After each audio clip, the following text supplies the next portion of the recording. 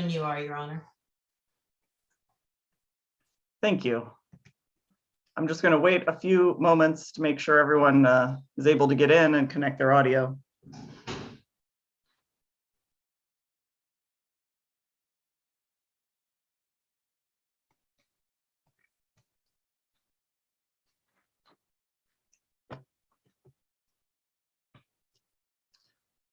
All right, I think we have everyone in the room. Welcome back. It is afternoon of June 20th. Where we left things off, Mr. Becerra had completed his cross-examination of Dr. Miltenberger, and I had promised I would turn to the room to see if anyone else had any cross-examination questions from Dr. Miltenberger. If you do, please speak up.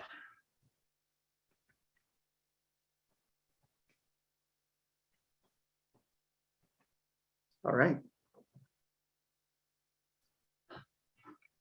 With that, I should have had this ready, but just give me 1 minute and I'm going to look back at my notes to see if I have any questions for Dr. Miltenberger.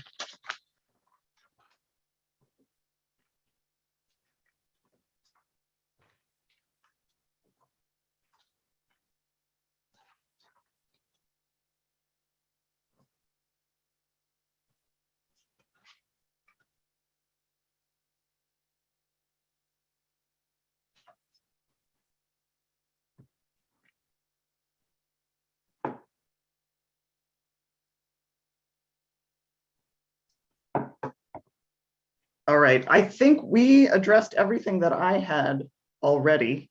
So I do not have any additional questions. So I will look back to you, Mr. Bivens. Based on the cross-examination, do you have any redirect for Dr. Miltenberger? Just a few questions, Ms. Kinsey. Good, please go ahead. You may proceed, Mr. Bivens. Thank you. Ms. Mullen, could we pull up Exhibit Buena Vista 663, please?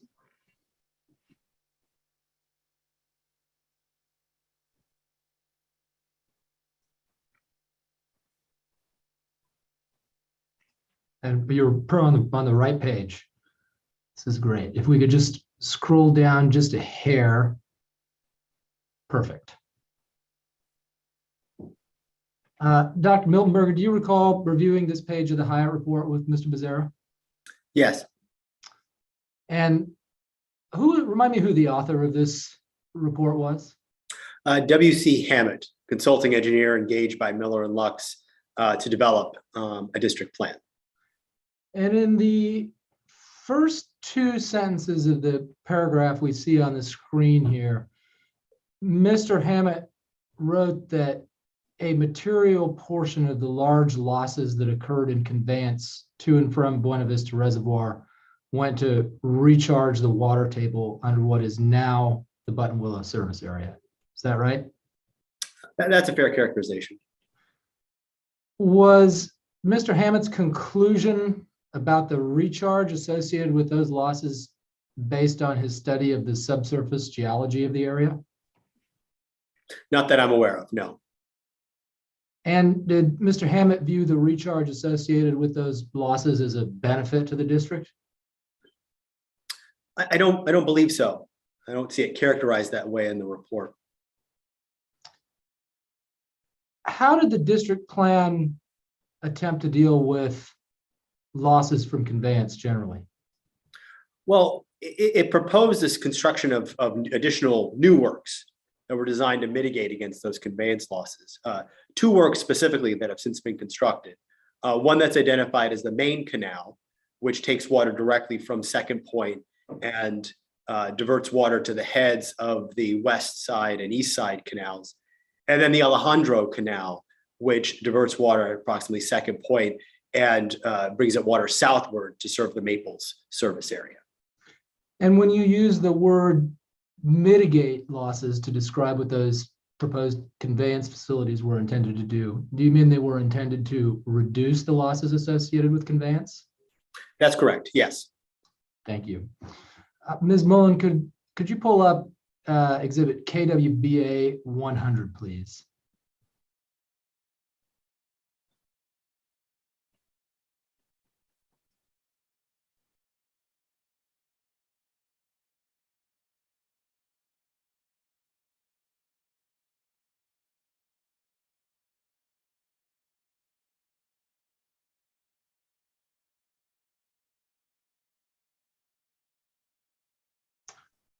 And Ms. Mullen, would you please scroll to, I believe it's PDF page 10, paragraph 17.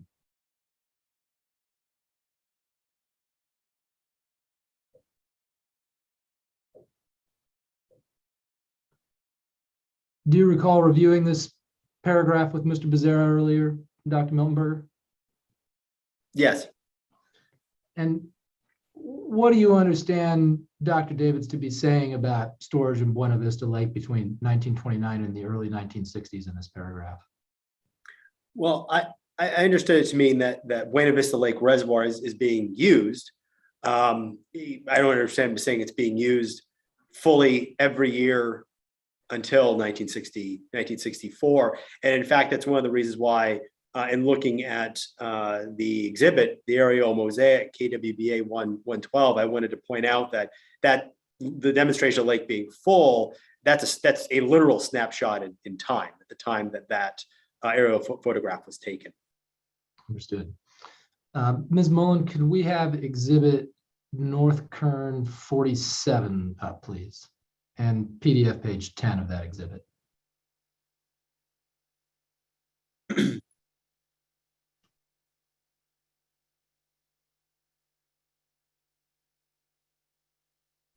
If you rotate that one clockwise, we should have it oriented correctly, Ms. Mullen.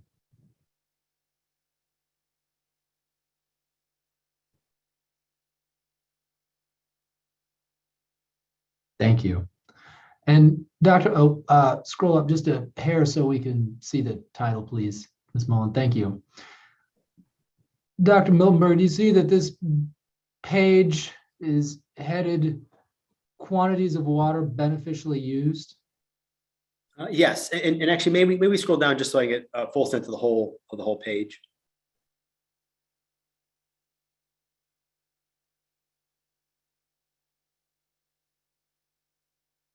Okay. All right. Thank you. What do you understand the term beneficially used to mean as it's used in this table? Objection calls for speculation, calls for a legal conclusion. He indicated that he had no engineering background or ability to discern what was meant by the state board staff. So I'm not asking him to offer an engineering opinion. I'm asking him what his understanding is of what the definition of the term beneficially used is in this table. I think he's competent to speak to that. I'll allow the question with the caveats that Dr. Miltenberger is not speaking from an engineering point of view and is speaking only to what his understanding of the meaning of the term is as it's used in this report. May I have the question again, please? Sure. What do you understand the term beneficially used to mean as it's used in this table? Well, I think the best way I can answer that is by reference to the source of the table.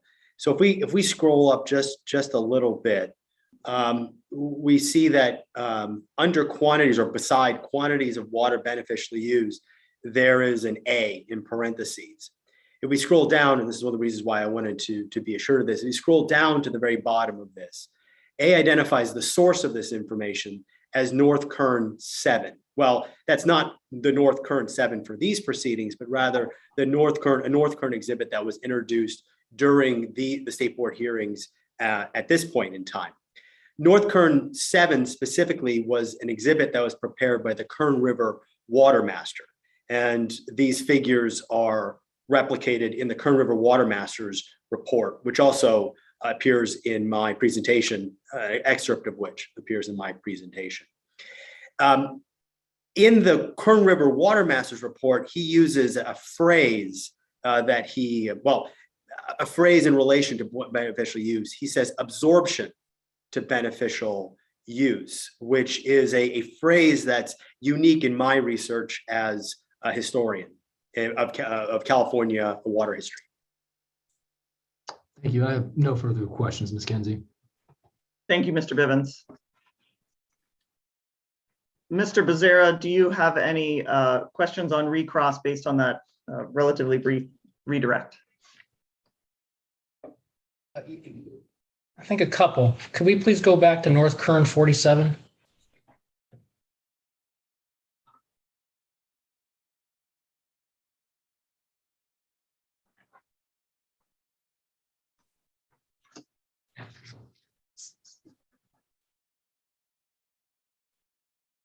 Thank you, Ms. Mullen. Could we, yes. I was going to ask for PDF page 10. You read my mind.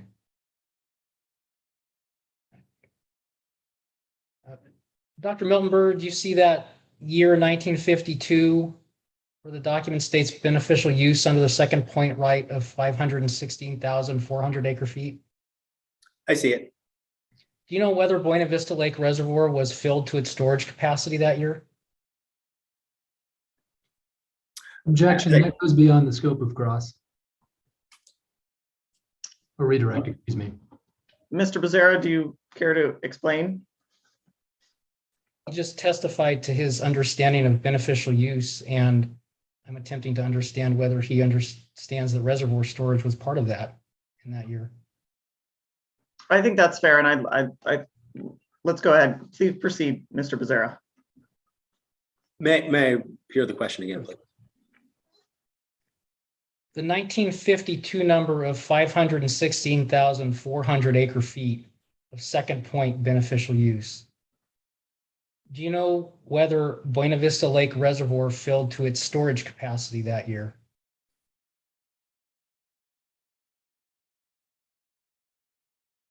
I'm not certain offhand. Do you know whether its storage capacity was 232,000 acre feet at the time? I would have to refresh my memory by reference to the historical documents. That number is a larger number than comes to my mind. I have no further questions, Ms. Kinsey. Thank you. With that, I think I will thank you, Dr. Miltenberger. Thank you for joining us again today. Thank you for your testimony. I appreciate very much your time and being with us today. I will then move on, I believe. Thank you, Ms. Kinsey. You have a good day. And I will look to Mr. Bivens. I believe, if I understand correctly, your next witness will be Dr. Davids.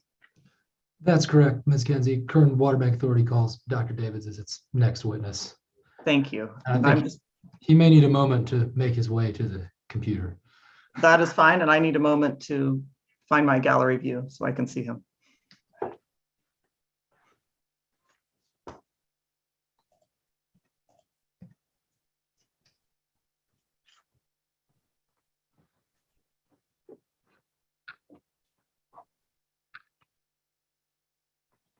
Could you remind me of what Dr. David's first name is, please? Jeffrey. Thank you.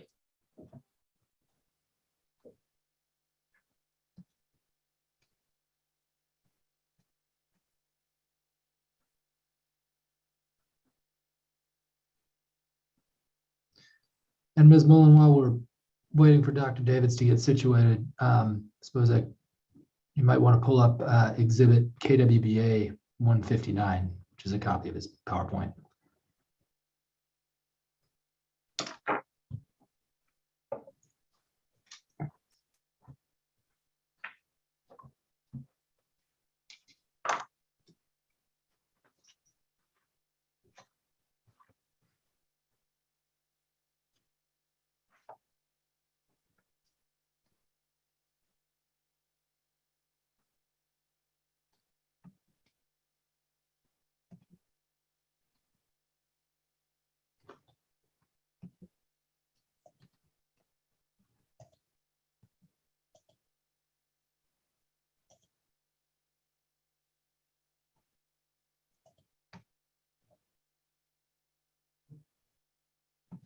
Sorry for the delay there. That's okay. Thank you, Dr. Davids.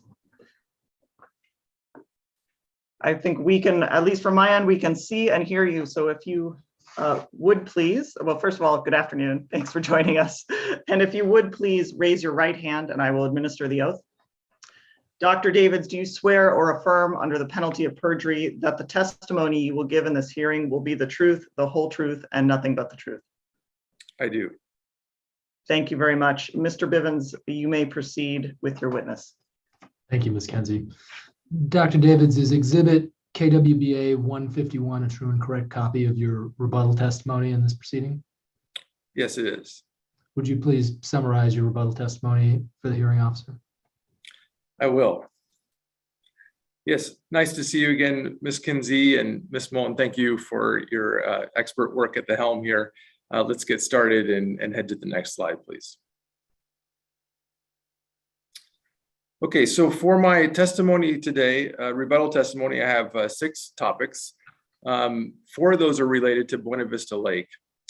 First, Buena Vista Lake seepage, and then Buena Vista Lake dead storage, followed by discussion of Buena Vista Lake as a regulating reservoir. And finally, Buena Vista Lake 2017 operations. This will be followed by a brief discussion of groundwater wells within the current Buena Vista Water Storage District service area, circa 1914. And then finally, Buena Vista's quantitative silence on diversions for irrigation, circa 1914.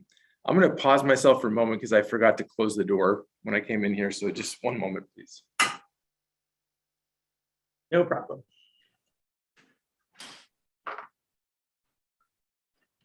All right. Sorry about that. And there's also one more setup thing I'm going to do to move the screen around a bit here if I could. There we go. Excellent. Okay, that's better. Okay, thank you, Ms. Mullen. Next slide, please. Okay, so several Buena Vista witnesses discussed seepage from Buena Vista Lake. And notably, Mr. Ashlock discussed seepage from Buena Vista Lake during 2017 Buena Vista Lake operations. And he left the impression that a significant amount of seepage occurred in 2017 and that water would have been subsequently available for reuse within the subbasin. And I think in actuality, there's a significant body of evidence that supports the fact that Buena Vista Lake is actually underlain by a thick, impermeable to semi-permeable layer of clay, and that there's also water quality concerns with water entering into that formation. And so for this reason, I'd like to step through 4 different lines of evidence that support the nature of a low permeability layer underlying Buena Vista Lake. And these 4 are summarized here on this slide from left to right with bulletin 9, a figure from Buena Vista themselves that several of their witnesses used, Buena Vista 403. That's a soils map of the area. And then the Henry Miller Water District groundwater sustainability plan prepared by Ludorf and Scalmanini consulting engineers. And then finally, the Soil Agricultural Groundwater Banking Index, or SAG-B for short, prepared by the University of California, Davis. So to start with Bulletin 9, the authors of Bulletin 9 spent a significant amount of time investigating evaporation and seepage from Buena Vista Lake. And they really looked at data from about 1911 through 1920 during this investigation. And I'll quote their conclusion. It's on page 68 of KWBA 014. And I quote, "Seepage losses from the lake are considered negligible as the time required for the lake to become dry is long enough to account for all of the lowering by evaporation." Next slide, please, Ms. Mullen. So this next slide is Buena Vista 403. And the original figure, of course, was one piece, and I've split it up into 2 just for presentation on the slide here. And if we look at the right portion of the figure, we can see in a red rectangle the location of Buena Vista Lake to the west of the Maples Ranch service area and to the south of the Button Willow service area. Now, the colors on this figure represent the different soil textures within the area, and the orange and red colors within Buena Vista Lake, within the Buena Vista Lake bed, are shown here in the key as silty clay or clay. And those are soils that are generally associated with low permeability rates. Next slide, please. Now, moving on to the groundwater sustainability plan developed for the Henry Miller Water District. I'm going to read 2 excerpts from this groundwater sustainability plan. starting with an excerpt from page 43, starting on the second sentence. In particular, the Corcoran clay has been mapped over much of the San Joaquin Valley, including Tulare Lake region, and its equivalents have been correlated to clays beneath the Kern and Buena Vista dry lake beds in the southern part of the subbasin, as well as the Tulare Lake sediments on the northern boundary of Kern County. This clay makes up a considerable impermeable to semi-permeable zone that divides the shallower, poorer quality water from higher quality water of the regional aquifer system. And moving on to page 101, starting with the highlighted sentence, due to naturally occurring poorer water quality in some areas of Henry Miller Water District, groundwater in these areas is generally not suitable for agriculture or domestic beneficial uses without treatment or other measures. Next slide, please, Ms. Mullen. And the fourth and final line of evidence that supports this low seepage potential from Buena Vista Lake is this Soil Agricultural Groundwater Banking Index, or SAGB, developed by the University of California, Davis. The SAGB rating for the different lands in and around the Buena Vista Water Storage District and Henry Miller Water District are shown with different colors. And so the dark green is an excellent recharge potential, whereas the darker red is a very poor recharge potential. And so drawing our attention to the right portion of this figure, there's a solid white outline around the Henry Miller Water District. And within that, there's 3 hatched cells with the white hatching, the white horizontal or diagonal hatching. And those represent Buena Vista Lake cells 1, 2, and 2R from the west to the east, or left to right. And almost the entirety of the Henry Miller Water District finds itself in this sort of light brown or red color, which is representing here poor SAGB ratings. And again, that just helps to support the fact that there are a low recharge potential for the lands within these areas. Next slide, please. So moving on to the next topic with regards to Buena Vista Lake, and that's dead storage. Now, dead storage is defined as the amount of reservoir storage that cannot be withdrawn via gravity release. And if we look on the left portion of this figure, we can see Buena Vista's cell 1 on the northwest of this modern aerial imagery. Up on the northeast is Buena Vista's cell 2, and then on the southern portion of the lake would be Buena Vista's cell 3. Now, on the right portion of this figure, there's 2 charts from historical materials. On the lower right is a chart from Bulletin 9, and on the upper right is a chart from Stanton's engineering appraisal from 1941. Now, both of these charts are what we refer to as a stage area capacity curve. And there's 2 things I want to draw off these stage area capacity curves in regards to the discussion of dead storage. If we could zoom in, Ms. Mullen, on the lower right figure, if we could first to start with. Yes, that's perfect. Thank you. And so I want to draw our attention to the elevation on the vertical axis that's labeled as 283.9 or 283.9. And at that level, there's a horizontal line that's labeled elevation of present gate sills. And so now, Ms. Mullen, if we could move upwards now into the figure so that we're focusing on the kind of the expanded portion of the Stanton engineering appraisal, his version of the stage area capacity curve. Excellent, thank you, that's perfect. We can see here that at this elevation of the present gate sills of 283.9 from Bulletin 9, if we use the stage area capacity curve from Stanton, we can actually see that the dead storage volume is estimated as 23,000 acre feet. And what this means is that prior to being able to make gravity deliveries to the Buttonwillow service area using the Buena Vista Lake Outlet Canal, the water would at least have to reach up to this level. And to reach that level, using cells 1, 2, and 3, you would have to fill up 23,000 acre feet of storage before even being able to make deliveries. Next slide, please, Ms. Mullen.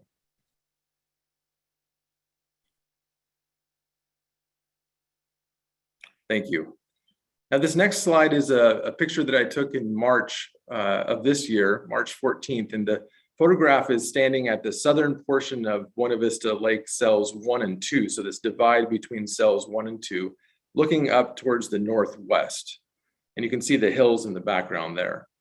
And the white gauge on the left of this figure is actually called a staff gauge. And it's just essentially a ruler that's used to measure the inundation levels of water within cell 1 in this case. And the slope of the land is actually sloping downward as you move into the background of this image. And you can see the vehicles in the background there at a lower elevation. And what I've done is I've superimposed certain key elevations in white text off to the right of this staff gauge.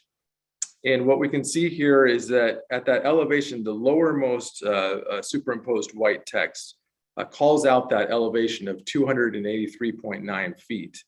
And essentially, again, prior to being able to make any deliveries, the water would have to fill up 23,000 acre feet of this dead storage, providing a surface area open to evaporation of over 12,000 acres per Stanton's stage area capacity curve, prior to being able to make deliveries out of the lake. Next slide, please.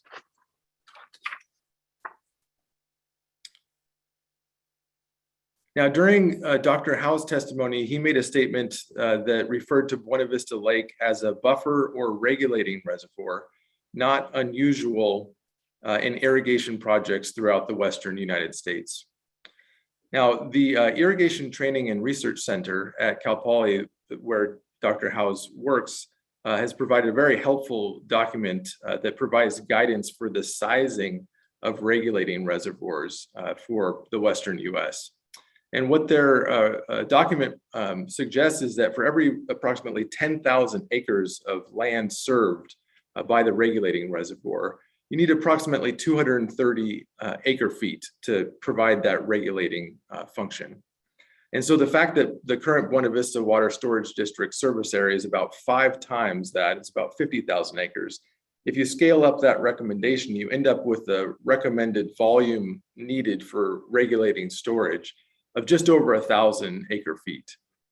And the point I want to make here is that whether you look at the storage of the entirety of Buena Vista Lake cells 1, 2, and 3, pre-abandonment in 1964, or if you just look at the post-abandonment volume of cells 1 and 2 of 30,600 acre feet, or simply just this dead storage volume that we've been discussing of 23,000 acre feet, regardless, those are all significantly larger than this recommended 1,000 acre feet of storage necessary for regulation. And so in that sense, I find Dr. Howe's characterization of Buena Vista Lake as a commonly used regulating reservoir to just be misleading. Next slide, please, Ms. Walton. Now, turning our attention to the final Buena Vista Lake topic, which is the 2017 operations. This figure summarizes several different pieces of information. Starting on the upper left portion of the figure, we have this modern aerial photograph base with Buena Vista Lake cells 1, 2, and 2R, again, indicated with this horizontal white hatching. So we have a very clear understanding of where those areas are. Now, underneath that is a summary of the information used to compute the estimated volume of evaporation that occurred between February and September of 2017. Now, on the right side of the figure is a time series of different snapshots in time representing February, March, June, July, and finally September. And the blue areas are actual measurements of open water surface. And then the areas that do not have those blue represent the native soil or vegetation or whatever would be there if water was not on top of it. And what this does is these are actual measurements from Landsat satellite images. And what this does is it tells us the time series story of when water was introduced into Buena Vista Lake cells 1, 2, and 1, 2, and 2R, and then when water was actually removed from storage in these cells. And I want to point out that above cells 2 and 2R is Lake Evans and Lake Webb associated with the Buena Vista Aquatic Recreational Area. And those areas stay persistently blue, meaning that those were full of water, and we know that to be the case based on how they operate that facility. Now, using this open water surface and a manner consistent with my prior testimony in the case in chief portion of this investigation, I used a prism-based reference ET and an open water evaporation coefficient of 1.05 to compute an estimated evaporation value. And if we could go to the next slide, please, Ms. Mullen, that'd be great. Okay, so my final estimate for evaporation for the period from February through September of 2017 from Buena Vista Lake cells 1, 2, and 2R is approximately 12,000 acre feet as summarized here on this figure. Next slide, please. Now, using a water balance approach, it's possible to compute what's called a surface recharge loss value for this 2017 operational period from February through September. Now, essentially, I'm going to move down to the 5th sub-bullet underneath Buena Vista Lake, and what it says there is surface recharge loss equals evaporation divided by the total amount available for recharge. Now, the evaporation we just talked about was 12,000 acre feet. The total amount available for recharge came from the records of how Buena Vista Lake was operated directly provided by Buena Vista themselves. And this ratio gives you a sense of how much water was actually lost, this surface recharge loss, and then how much water was actually seeped into the ground. And in this case, the surface recharge value, loss value for Buena Vista Lake 2017 was 66%. Now, to contrast this to other recharge basins in the area just north, in fact, for example, the Kern Water Bank Authority recharge basins, this same metric, the surface recharge loss metric, was estimated to be 5% by the Department of Water Resources and was agreed to be 6% by the Kern Water Bank Authority Memorandum of Understanding. And in both cases, this 66% is at least 10 times larger than both of these values. And essentially what this suggests is that this is really not a recharge basin that operates in any manner similar to other recharge basins, as Mr. Ashlock's testimony would suggest in the area. Next slide, please. Now, several Buena Vista witnesses argued for the importance of groundwater for Buena Vista water supplies circa 1914. And Dr. Miltenberg has actually already provided rebuttal testimony to Dr. Littlefield's statements about the nature and extent of groundwater development circa 1914. For our purposes here, though, what I want to point out is that if groundwater was shown to be an important component of total water supplies circa 1914, this would only really serve to reduce the demands for Kern River diversions. So in other words, since the estimates that I provided of the upper range of theoretical Kern River diversions for irrigation are based on the assumption of no groundwater pumping, any groundwater pumping that actually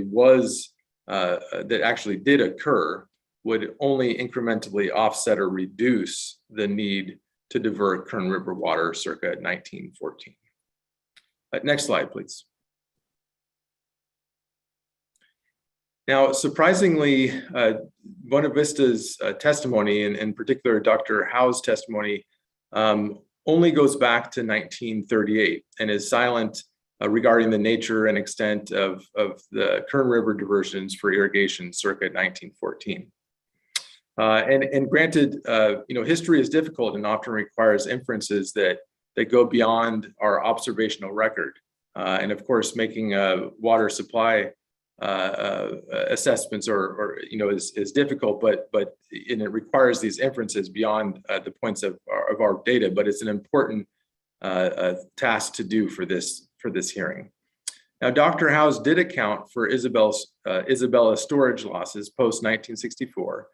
And to summarize those losses from 1965 through 2019, losses averaged 12,400 acre feet and ranged from a minimum of 1,900 acre feet in 2015 to a maximum of 19,800 acre feet in 1986.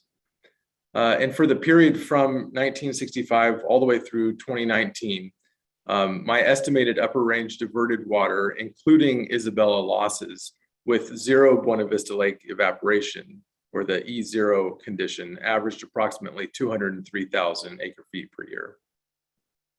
My estimated upper range diverted water, including these Isabella storage losses with maximum Buena Vista Lake evaporation, or Emax, averaged approximately 227,000 acre feet per year.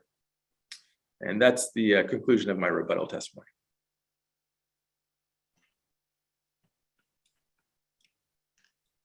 Thank you, Dr. Davids.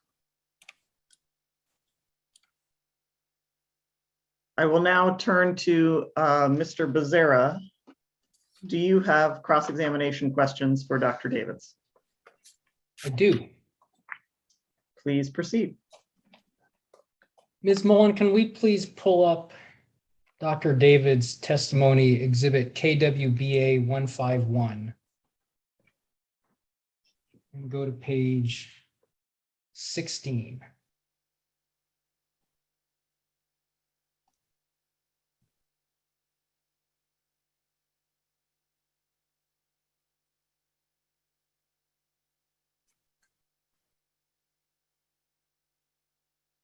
And paragraph 33.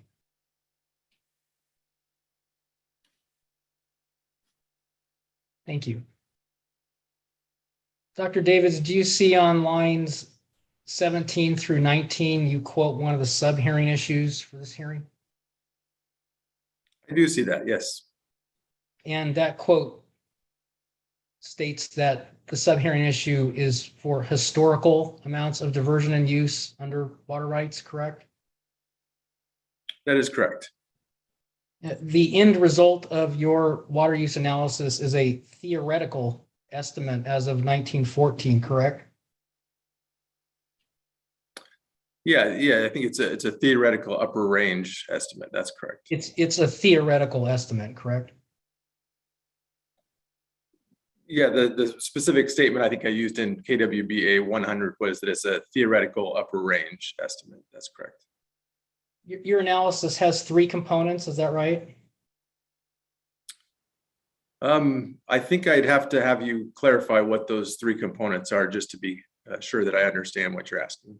So part of your analysis is an attempt to statistically adjust ITRC metric data from 2016 to 2019 back to 1885, correct?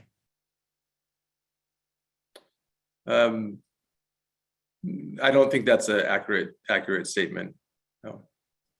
Okay, Ms. Mullen, can we please pull up Dr. David's testimony, KWBA 100? And at this point, Ms. Kinsey, I'm going to object this. We're going beyond the scope of Dr. David's rebuttal testimony. And Mr. Becerra, will you please clarify for me where you were going? I know you grounded us in paragraph 33, and then what are you setting us up for?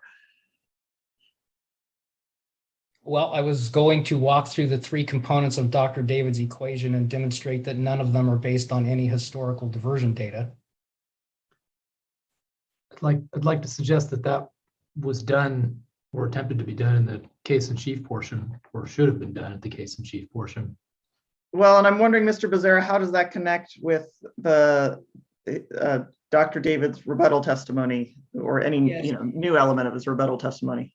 He criticizes Dr. Howes for not presenting what he believes an appropriate response to this sub-hearing issue was. And so I'm exploring what the sub-hearing issue was. Mr. Becerra, I'm going to ask you to move on from this. I mean, you made your point in your evidentiary motion, and I understand it. And to the extent, I mean, I think I can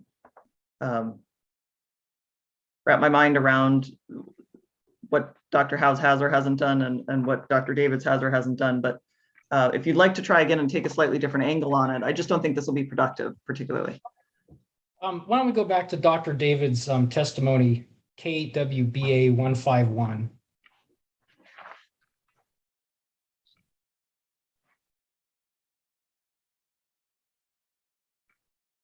Thank you.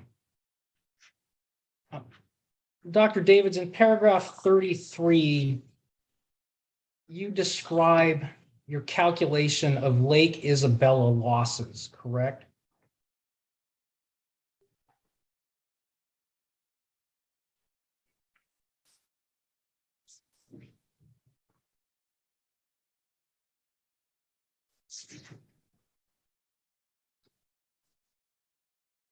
Yeah, I mean, I'm not exactly sure what you mean by that, by calculation, but yeah, the reported, there's a reporting of these losses. That's correct. Okay, and Ms. Mullen, can we please scroll down to the next page? Thank you. And so you added Lake Isabella losses to your theoretical estimate of diverted water, correct? That's correct. Do you know when Lake Isabella was completed? I believe it was completed in 1953. And your theoretical estimate of diverted water applied to 1914, correct? Well, I think we're getting things mixed up here. I performed an analysis on a monthly time step and then aggregated the values to an annual time step. And so actually for each year, as stated in KWBA, I think it was 100 of my case in chief testimony, there was an estimated upper range of diverted Kern River water for each year. That's correct. And you stated an opinion as to an upper range estimate for 1914, correct? Yeah, that was one of the years. It was between 1885 through 2019 was the entire period that was analyzed. And your estimate stated in your testimony was for 1914, correct? Well, all of the different values for the different years were presented in different exhibits. If we remember, there was a visual that showed the year by year values, and there was also a tabular summary of that. And then in written form, there was a specific calling out of the values for 1914. And in reaching the 1914 result, one of those components was your Emax number, correct? That was a portion of what went into the calculation for the estimated upper range diverted water. That's correct. The upper range diverted water was based on your statistical adjustment of crop duties in part, correct?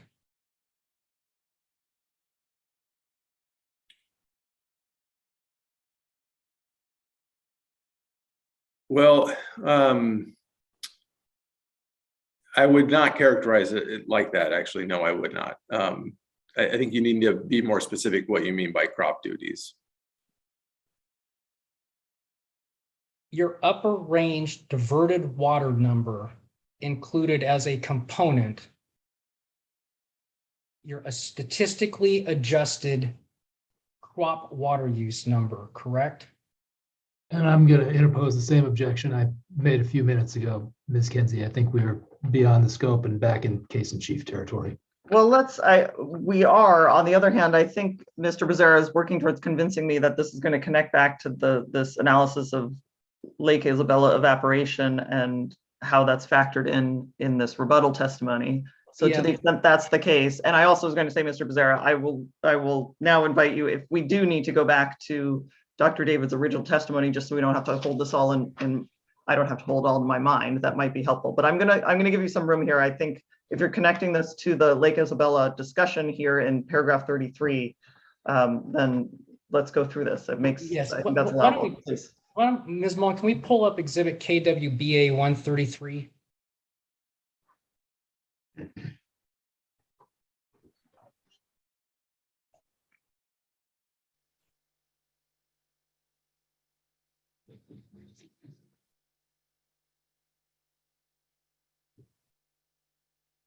Dr. Davids, this exhibit represents your statistical adjustment of crop water usage, correct? Or I take that back. This exhibit represents your adjustment of crop water duties, correct?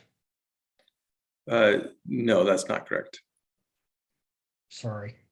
This exhibit represents your statistical adjustment of alfalfa crop yields, correct? Well, I guess that is also not correct in the sense that it's not my adjustment of alfalfa yields. It's an interpretation of observed alfalfa yields and sort of a developing a sense or understanding of how alfalfa yields changed over time from observed data. That's You correct. drew the red dashed line on this exhibit, correct? That is correct. And that is the line you used to adjust alfalfa crop yields, correct? I don't want to be difficult here, but no, I didn't adjust alfalfa crop yields. I think there's a linkage here between this and the actual discussion of water diversions that we're missing here. But this was my characterization of how alfalfa yields had changed over time from 1990 back through 1885. That's correct. This was one component of your analysis that resulted in your diverted water component of your calculations. Is that right? That's correct. And do you see here that, let me go back. Lake Isabella began operating in 1953, is that right? That's my understanding, yes. And on your statistical curve here, the alfalfa crop yield in 1953 was approximately 7.8 tons per acre. Is that right?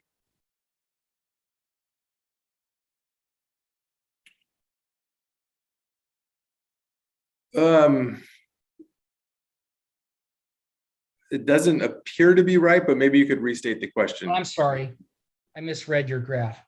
For 1953, your exhibit state indicates that alfalfa crop yield was about 6.8 tons per acre. Is that right? That seems closer to the ballpark there, yep. And so that is approximately at least a ton per acre more than your 1914 number here, right? I think that's yeah, that's a fair assessment. That's correct. Okay, Ms. Mullen, can we please go back to Dr. David's testimony, KWBA 151?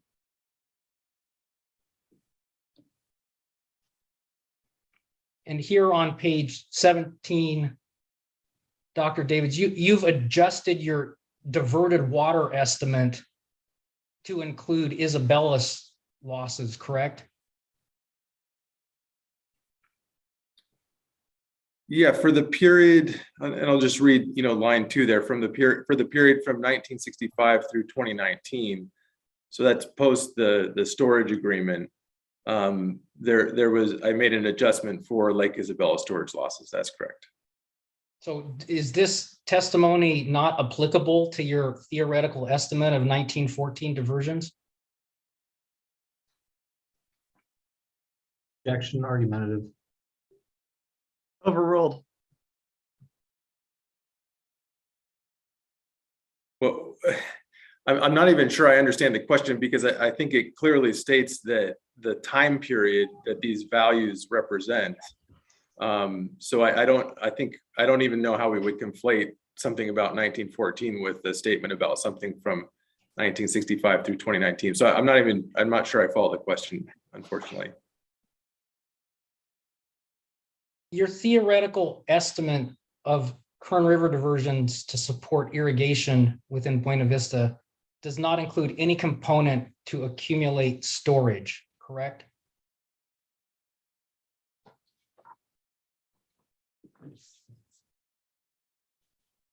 I think as was clearly stated in KWBA 100, the nature of my analysis was an estimated upper range an estimated upper range of irrigation water diversions from the Kern River.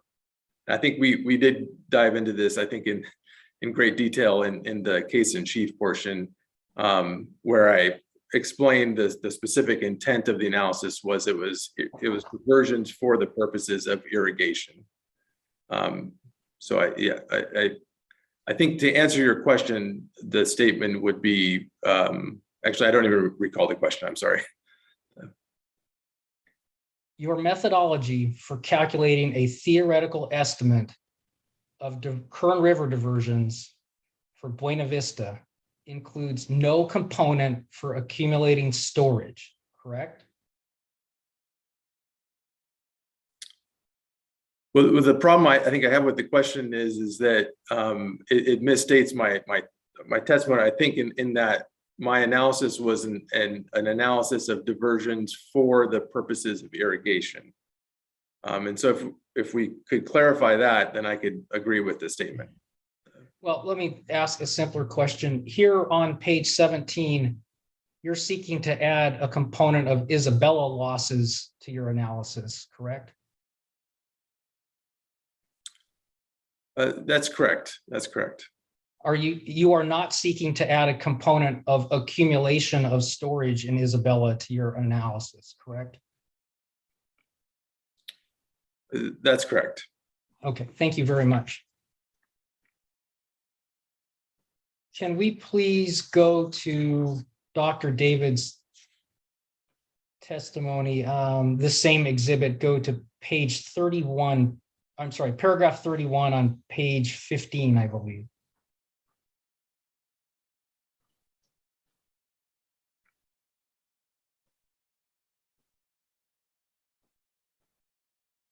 Thank you. And Dr. Davids, in this paragraph, you're comparing your calculation of losses from cells 1, 2, and 2R to the losses assumed by Kern Water Bank Authority, correct?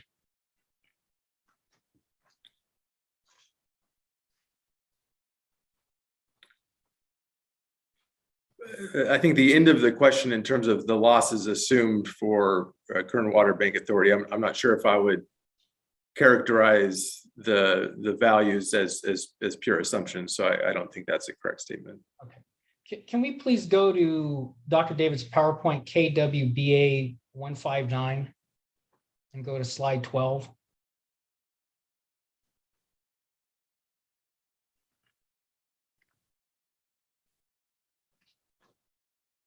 So I believe you stated on your end conclusion based on this slide, Dr. Davids, was that evaporation from Buena Vista Lake is 10 times what evaporation is from the Kern Water Bank. Is that right?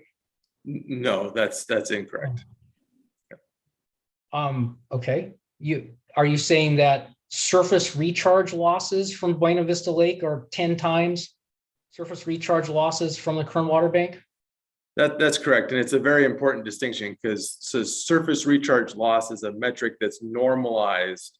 It takes evaporation, but then it divides that by the amount of water available for recharge. In other words, how much water was put into this recharge facility, and then and that's the denominator, and the numerator is the amount of evaporation. So that ratio expressed as a percentage is 10 times larger than that similar ratio for Kern Water Bank Authority recharge basins.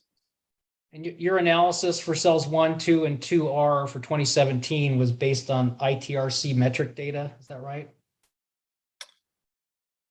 That is the 12,000 acre feet of evaporation was developed using sort of two different methods. One of them was evaluating ITRC metric evaporation data, and one was using open water evaporation theory consistent with my prior testimony using a prism-based reference evapotranspiration and then an open water evaporation coefficient of 1.05. And those two values were both right around 12,000 acre feet. Okay.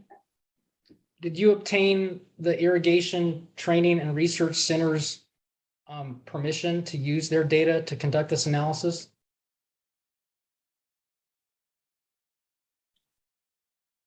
Objection, relevance.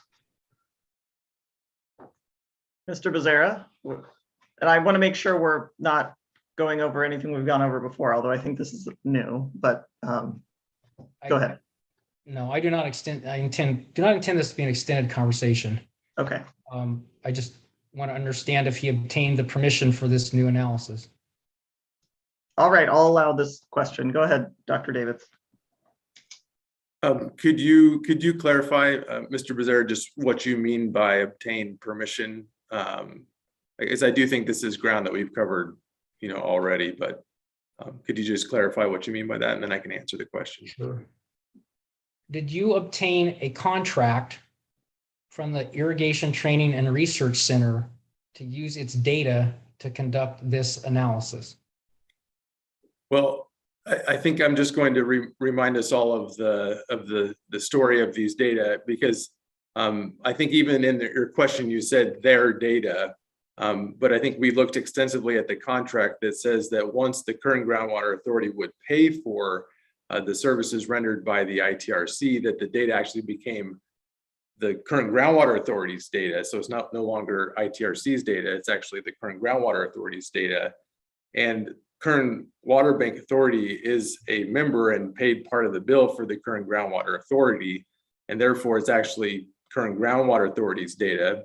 And so I did get the data from who owns it, and I did get their permission in order to use the data for this analysis. You I'm sorry obtained for Dr. Davids. Could you slow down a little bit, please?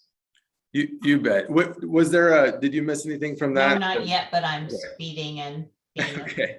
Thank you for putting the brakes on. I'm pumping the brakes. So.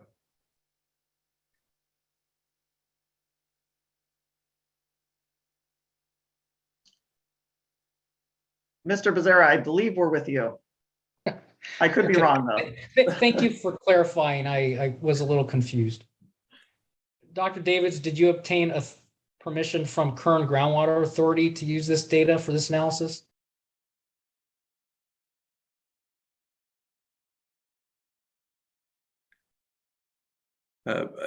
Again, I think we've covered this topic, but I did not expressly write an email or seek out specifically permission from Kern Groundwater Authority. Okay, thank you. Ms. Kenzie, I think we've been going about an hour. I don't know about the witness, but I could use a break at some point in the near future. Absolutely. I think we're exactly at an hour. Let's go ahead and take a 10-minute break, and we'll return at 2:10. Thank And you. we'll see you then.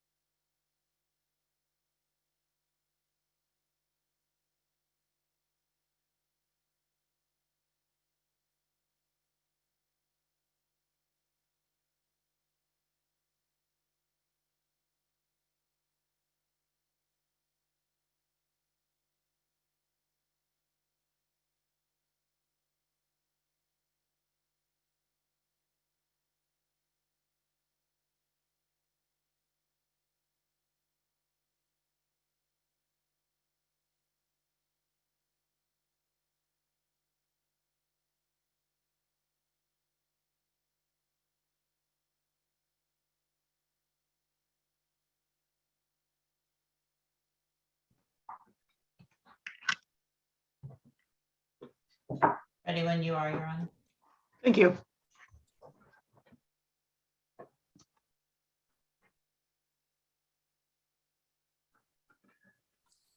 All right, I believe I see all of us here, so I will turn back to you, Mr. Becerra. You may continue your questions for Dr. Davids. Thank you. Ms. Mullen, can we please pull up KWBA 159?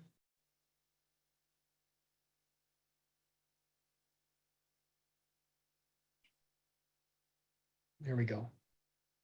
Do you see, Dr. Davids, we're still on slide 12? I do, yes. And I think you said your analysis of Buena Vista Lake for 2017 involved two different types of technical analyses. Is that right?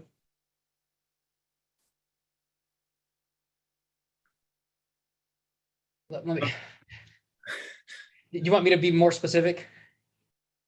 That would be helpful, yes. Okay. Yeah. Well, you performed an analysis based on ITRC metric data, correct?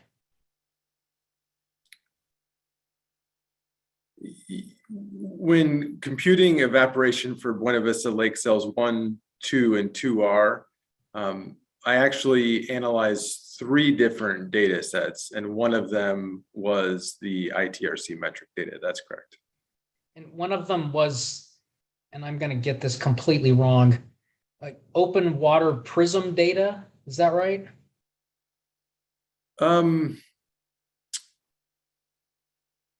That's not correct. I was trying to figure out which one maybe you're referring to. There was the water tracker, Okay. which was Point Blue Conservation, and there's actually Open ET, and those were the other 2 data sets. Yeah. Okay, thank you. Did the Kern Water Bank Authority ask you to analyze its 2017 operations using any of those data sets?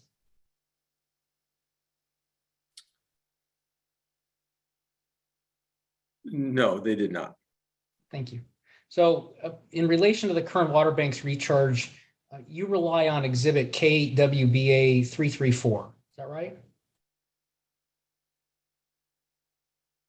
Yeah, I think as stated on the last 2 sub bullets here on this slide, page number 12, there's the 2 exhibits, KWBA 334 and KWBA 335. Thank you. Ms. Mullen, can we please pull up exhibit KWBA 334?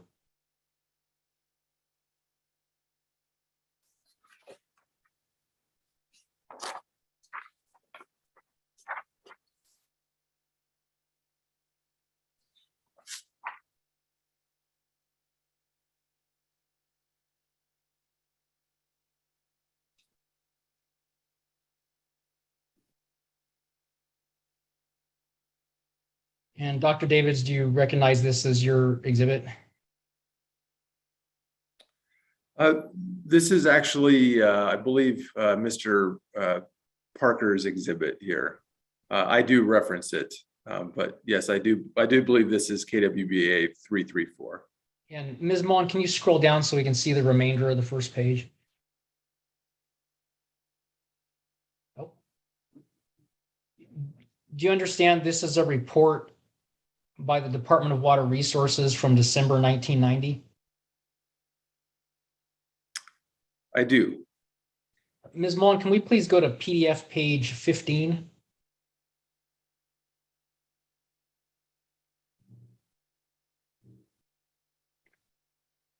Thank you. Dr. Davids, you see the heading recharge loss computation instructions? I do, yes. Do you see the last sentence of the first paragraph?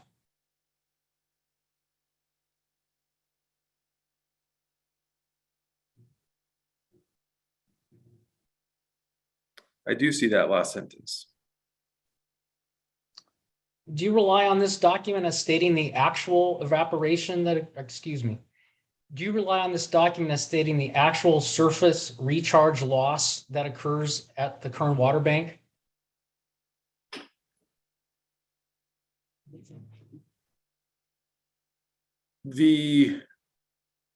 I rely on this document, I think as I stated in my testimony, as the value that DWR in this feasibility study concluded that the recharge losses I'm assuming on average would be the surface recharge losses. But in order to know the exact value for any given recharge facility, you would need to know those two values, the evaporation for the numerator and the actual quantity of water delivered into that facility for the denominator. I believe you stated the opinion that Buena Vista's losses from cells 1, 2, and 2R in 2017 were 10 times the losses from the Kern water bank, correct? Objection, misstates testimony. Let's go back and look at what the testimony actually says. I think, well, We can go back to the slide of his PowerPoint. If yeah, would be that helpful. exactly. Let's do that, please. Ms. Mullen, can you please pull up KWBA 159 and slide 12?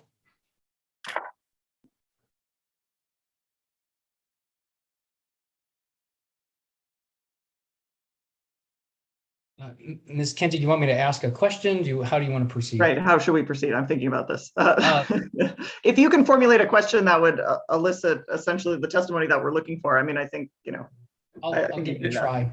It might be, if I could interject, I don't want to speak out of orders.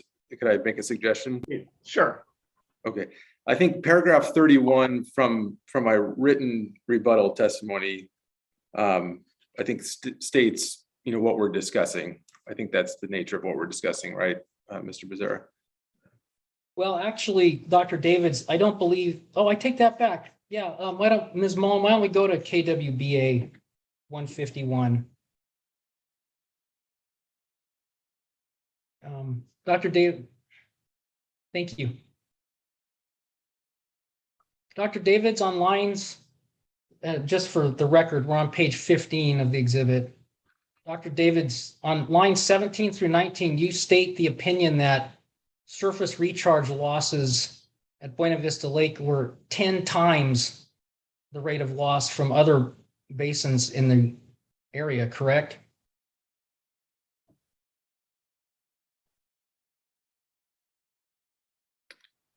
Yeah. I'll just read the statement. It says clearly differences in surface recharge loss of greater than an order of magnitude or 10 times illustrate that Buena Vista Lake operations are not consistent with other surface basins in the area.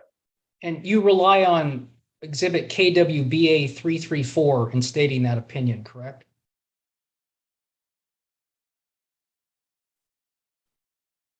Yeah, in part, that's correct. Ms. Mullen, can we please go back to exhibit KWBA 334?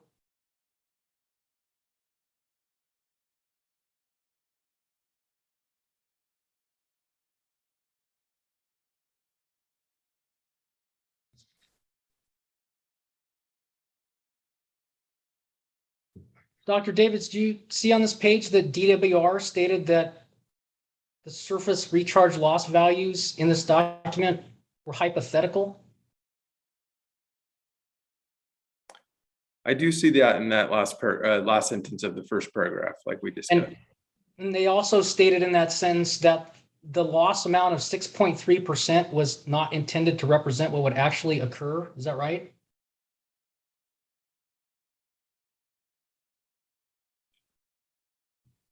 I do see that statement. Okay. Ms. Mullen, can we please go to PDF page 2?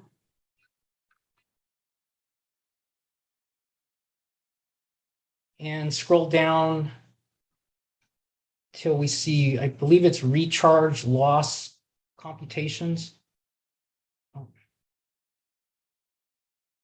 Oh, I'm sorry. Can we please go back up to the heading recharge losses? Thank you. Dr. Davids, can you look at the last sentence in the last paragraph under that heading? Mm-hmm. Do you see that DWR states that this loss factors should be reviewed regularly?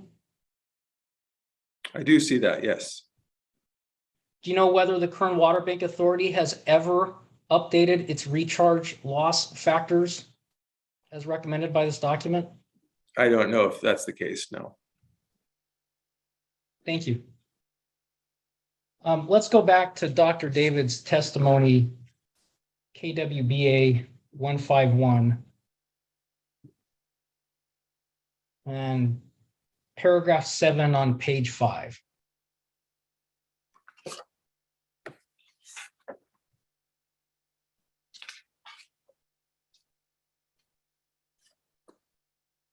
Thank you.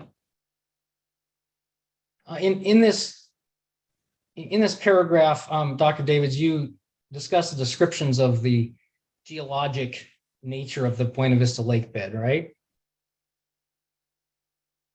That's correct. And you rely on Henry Miller Water District's groundwater sustainability plan. Is that accurate? That's correct. And I think as I point out there in line maybe 23 and 20 or 22 and 23, part of that a hydrogeologic conceptual model was actually developed by GEI as part of a kind of a basin-wide description, sub-basin-wide description of the hydrogeologic setting. Okay, thank you. Can we please, Ms. Mullen, can we please go to exhibit KWBA 152?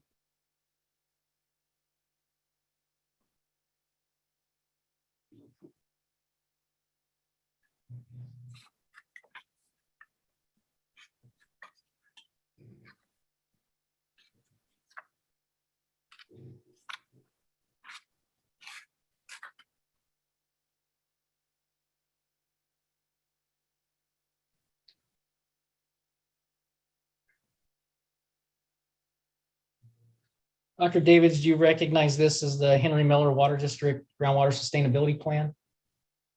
I do, yes. Ms. Mullen, can we go to PDF page 46?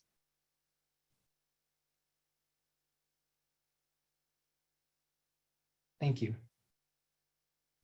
Dr. Davids, you see the first full paragraph that begins the Corcoran clay? I do, yes. And if you need to, please read the paragraph, but do you see that it discusses the depth of the Corcoran clay in various locations? I would like to read it if we could. Ms. Mullen, do you mind scrolling down just so I can see the entirety of the paragraphs there? Yeah, wonderful, thank you.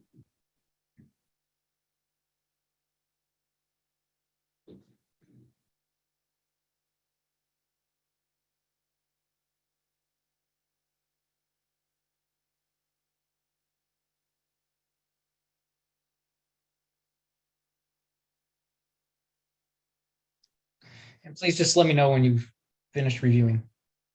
You bet.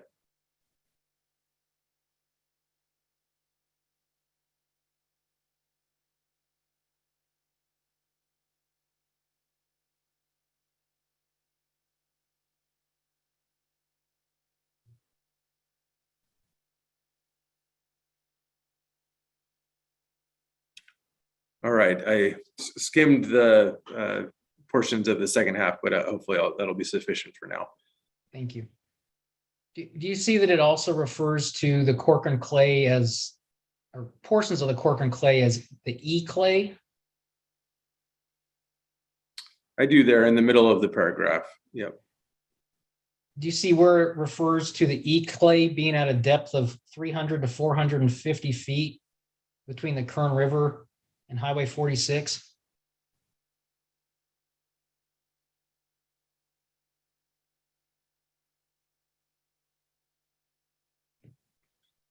Yeah, I think on that sentence, I see that it says the depth of the Corcoran clay varies from 300 to 450 feet. Is that the sentence that you're referring to there?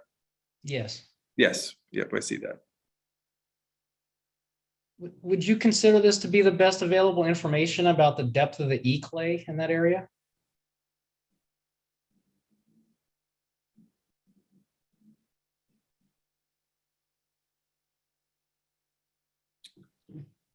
Well,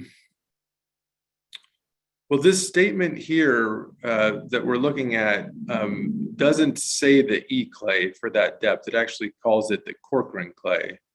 Okay. So and then there's the next sentence goes on, or the two sentences after that, it says the Corcoran clay, most notably the modified E clay, is generally fine grained, and then et cetera. Are you aware that Mr. Parker asserts that the E clay is only 100 feet at only 100 feet depth between Highway 46 and the Kern River?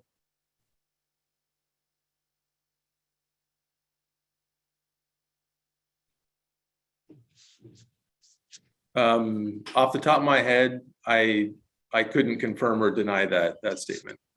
Okay, thank you. Ms. Mullen, can we please go back to Dr. David's testimony, KWBA 151?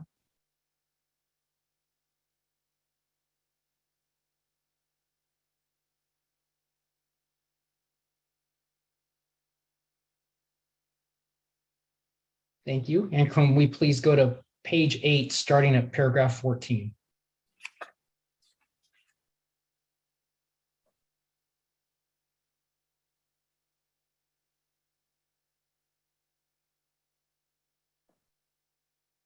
Thank you.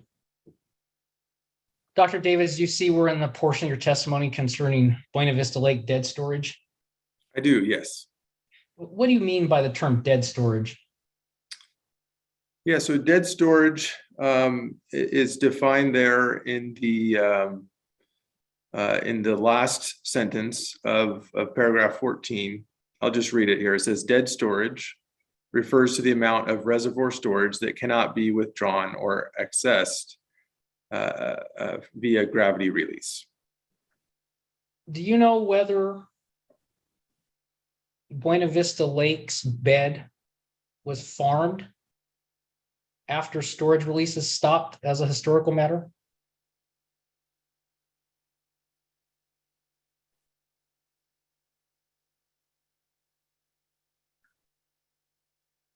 Could you try asking that question one more time, just to be make sure that I'm perfectly clear what you're asking? And let me try to break it up. But Buena Vista Lake Reservoir was an improved natural facility. Is that right?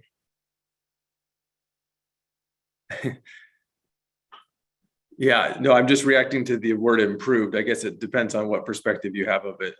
But Yes. it was a modified natural facility. That's Modified. Do you know whether farmers farmed in the bed of Buena Vista Lake Reservoir when it was empty? I am generally aware of the historical materials that farming did occur in the Buena Vista Lake bed. Do you know whether farmers used water from the reservoir's dead storage in farming the lake bed?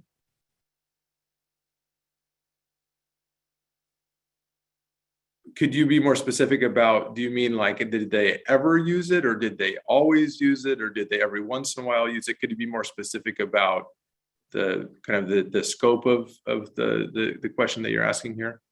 We'll go with, do you know whether farmers ever used water from the dead storage after releases had ceased? I don't have specific knowledge of that, no. Okay. Is it common for reservoirs to have an increment of dead storage?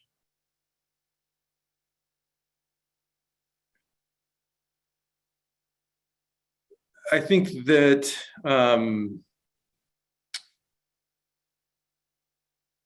it's not uncommon to have a portion of the water stored in a reservoir be inaccessible via gravity release, but I don't, I don't have a specific metric that can say, on average is this or something like that. So, And in your testimony there on line 22, you quote Stanton as stating that Buena Vista Lake Reservoir's theoretical capacity was a little over 232,000 acre feet. Is that right? That's correct. Okay. And so the dead storage was about 10% of that theoretical maximum capacity. Is that accurate? Yeah, I think that's roughly correct. Okay. Ms. Mullen, can we please pull up exhibit Buena Vista 814?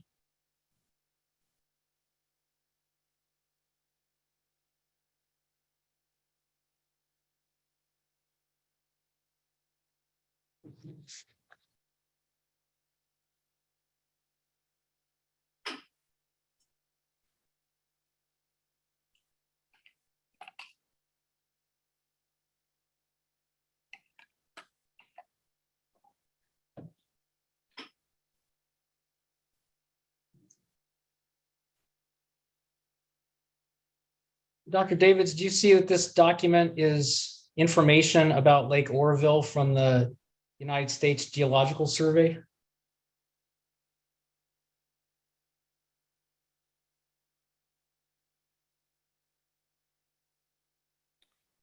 I do see that. Is it common for professionals in your field to rely on information from the United States Geological Survey? Well, yes, I'd say it's common for folks all over the world to rely on the USGS. They're quite a reputable outfit. Are you aware that Lake Oroville is the State Water Project's primary storage facility? I am keenly aware of that, yes. Ms. Mullen, can we please scroll down towards the bottom of the exhibit to the paragraph that starts extremes for period of record? Do you see that paragraph, Dr. Davids? I do. In the all caps there, extremes for period of record. Correct. Do I you do. see in, I'm sorry, I interrupted you. No, I was just saying, I do see that. Yes, thank you. Do you see that in that statement, the USGS states that the maximum storage in Lake Oroville has been about 3.5 million acre feet of water? That's always the rule of thumb that I teach my students. That's right, 3.5 million acre feet of water. Okay, do you see the preceding paragraph that begins in all caps remarks? I do. Do you see in the third line that the United States Geological Survey identifies Lake Oroville's dead storage as 852,192 acre feet? I do see that, yes. That's about 24% of Oroville's maximum storage. Is that about right?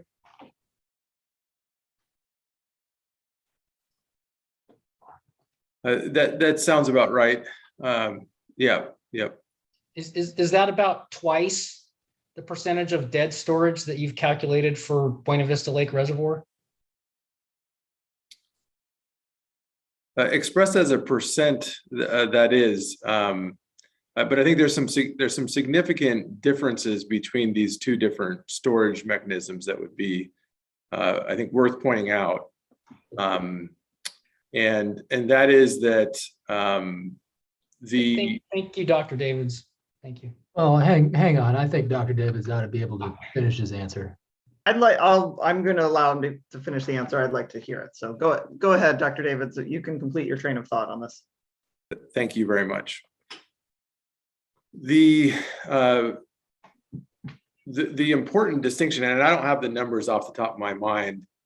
I can use Lake Isabel as an example, but I'll try to keep it to Lake Oroville since we're talking about that. Is that Buena Vista Lake at the 23,000 acre feet of dead storage? It's a very broad and flat storage facility. So at 23,000 acre feet of dead storage, it actually extends over 12,000 acres. So that's an average depth of about 2 feet. Now, when you're building a reservoir for storage, you try to minimize the open surface area in relation to the amount of volume stored in a reservoir. And so although I don't have that number off the top of my head, a more meaningful metric would be to look at the comparison between surface area of dead storage and the volume of water at dead storage, and then compare those two numbers to each other. So my guess is that the surface area for this dead storage of 850,000 acre feet in Oroville might even be smaller than the Buena Vista Lake surface area at its dead storage pool of 23,000 acre feet. So that's what I wanted to clarify. Thank you. Do you know if any farmers farm in the bed of Lake Oroville when it's low? I am certain as a resident of Butte County that does not occur. Okay, thank you. Can we please go back to Dr. David's testimony, exhibit KWBA 151? And go to the bottom of page 10.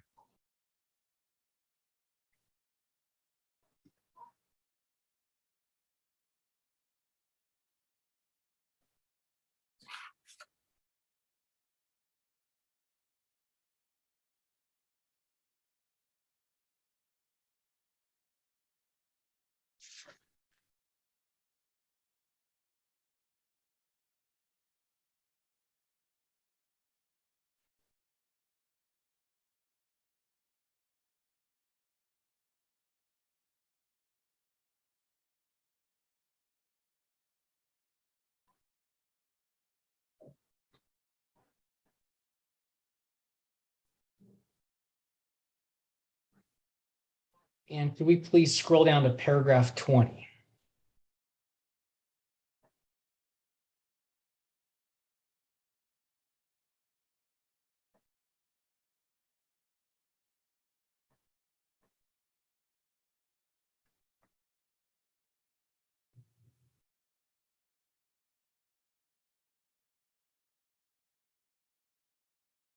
Uh-oh, the blue circle.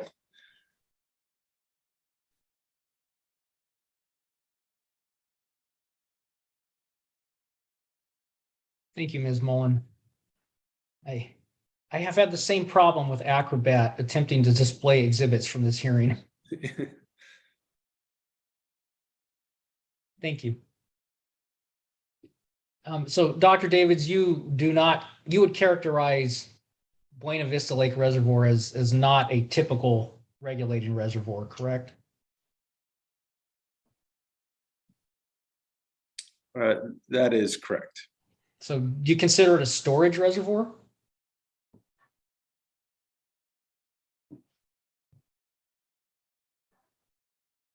Yeah, I think that, the last sentence, or I guess this is all one sentence here in paragraph 20, but I think the end of the sentence, states what I would better characterize it as: a reservoir designed and operated to store water for weeks and months. Okay.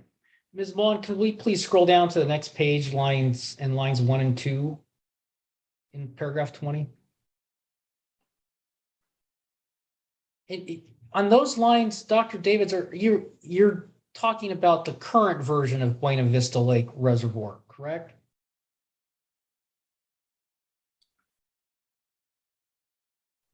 Yeah, by the current version, you mean cells 1, 2, and 2R, is that correct?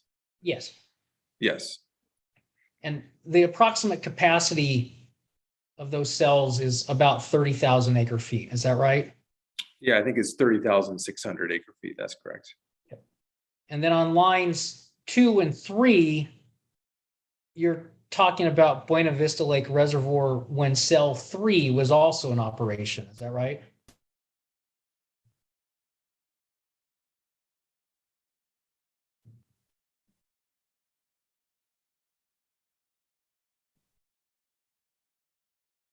That's correct. That sentence that starts with "I previously estimated" is referring to the operation with all 3 cells. That's correct. And the maximum capacity of the reservoir in that condition was about 232,000 acre feet. Is that right? That's correct. So you consider both forms of Buena Vista Lake Reservoir to be a storage reservoir, correct? Well, I think the point here is that per the ITRC guidance documentation for regulating reservoirs, for serving a service area the size of Buena Vista Water Storage District, the kind of the upper range of suggested storage is about 1,000 acre feet that's required for regulation. So whether we're talking about the current form, cells 1, 2, and 2R, or the previous form with cells 1, 2, and 3, I think either of those storage volumes are significantly greater than 1,000 acre feet, I think is the point there. And both of those forms would be something you consider to be a storage reservoir, correct?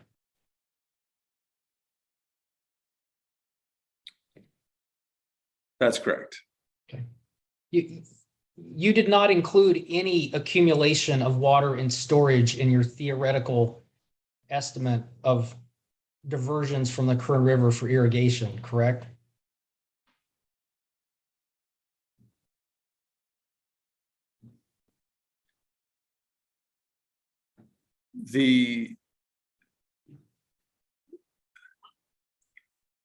I think that is a correct statement. Thank you. Ms. Mullen, can we please go to page 15 of this exhibit, KWBA 151?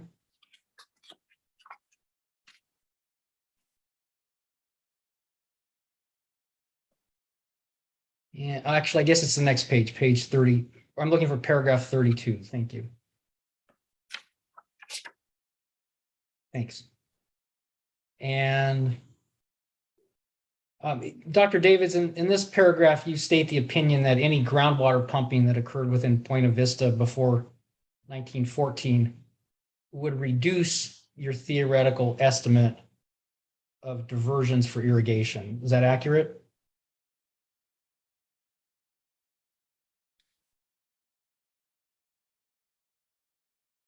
Well, it's not necessarily that it would have had to be prior to 1914, it being groundwater production, really any groundwater production for any time period, during the period that I studied, which was 1885 through 2019, would have only incrementally reduced needs or demands for diversions of Kern River water for the purposes of irrigation. Okay, thank you. And in this testimony, you rely on Dr. Miltenberger's testimony, is that right?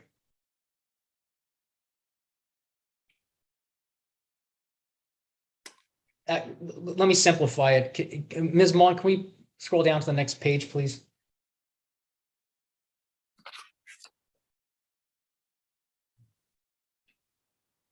On lines 1 and 2, you state you agree with Dr. Miltenberger's conclusions on this subject, correct?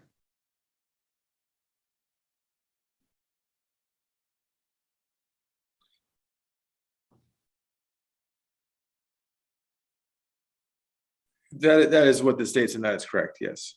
Thank you. Ms. Mullen, can we pull up Dr. Miltenberger's rebuttal testimony, KWBA 25?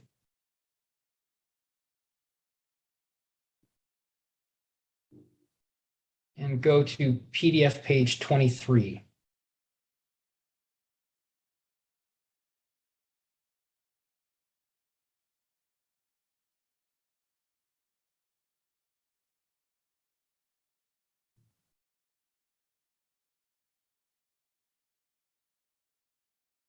Thank you. Dr. Davids, have you read Dr. Miltenberger's paragraphs 52 and 53? It's been a little bit. I didn't read them in the last few days, that's for sure. Okay. Ms. Mullen, can we please scroll down further in paragraph 53?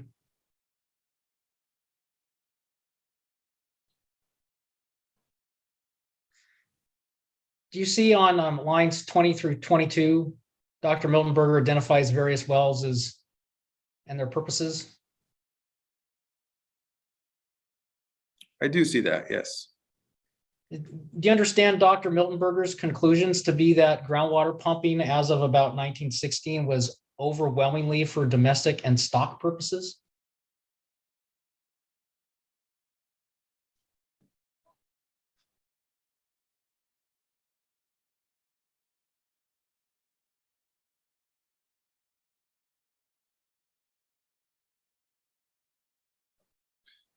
I think we're getting mixed up here in terms of what the intent of my statement is here, but I do see in this particular sentence here that's what it states.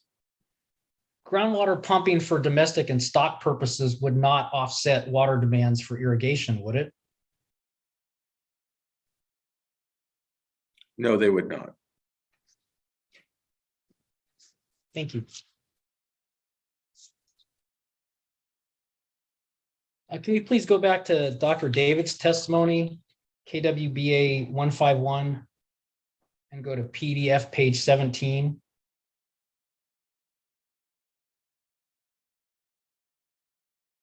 Oops.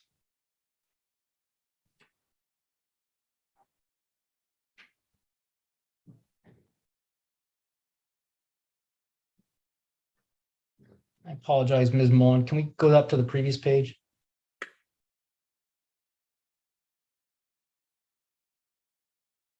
And go up to page 4 through 6. There we go. I had the wrong page. My apologies. You use the phrase current BVWSD service area here, correct? On line 5. That's correct. And that is the geographic basis of your analysis of theoretical estimated diversions for irrigation. Is that right? That's correct. It's for the cultivation of crops within that current Buena Vista Water Storage District service area. Are you aware that as of 1914, Miller and Lux owned lands outside of that area? I am aware of that, yes. Ms. Mullen, can we please go to exhibit KWBA 30?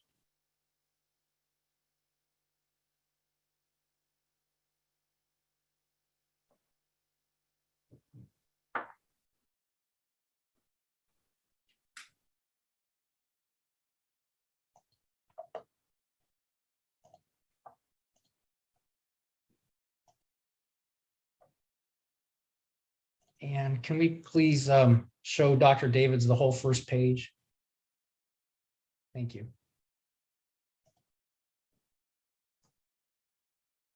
Dr. Davids, are you familiar with this document as what's known as the Lippincott and Means report? I am familiar with this, yes. Okay. Ms. Mullen, can we please go to PDF page 207?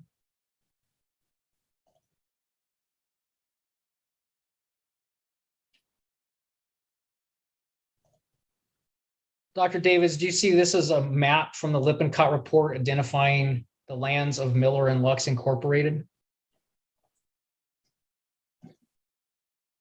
Yeah, for the Southern Division, that's correct. And do you see the handwritten words Wasco Road about 3/4 of the way down the screen? I do, yes.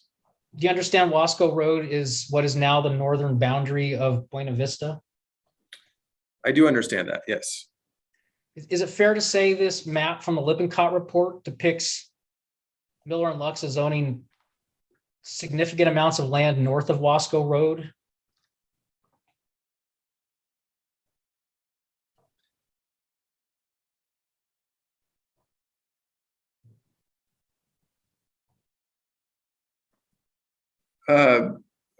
I do. I guess I'm wrestling a little bit with how this connects with how groundwater use would impact the estimates.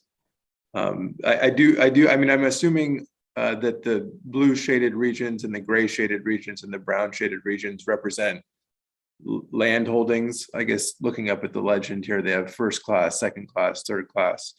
So assuming that those classes represent lands that are owned by Miller and Lux, I do see that there's significant section, entire sections of land, 640 acre chunks that are owned by Miller and Lux.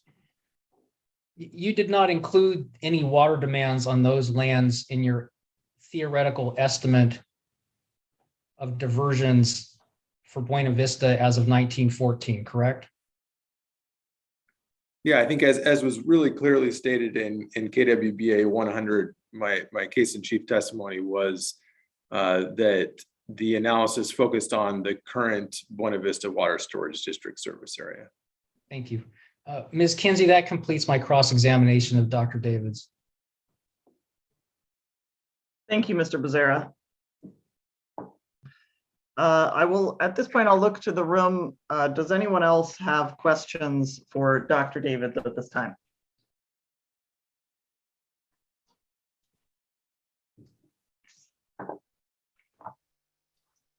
I have one area that I have questions about. So if you will humor me, Dr. Davids, and you did talk about this with Mr. Becerra. I just want to make sure that I understand and I'm not assuming that I understand when I don't. So I'm looking at paragraph 33 of your testimony, and maybe if I can just ask Ms. Mullins, if you would, Ms. Mullen, please pull up KWBA 151. And I'm not, it's paragraph 33. I'm not sure if we'll be on page 16 or 17, but.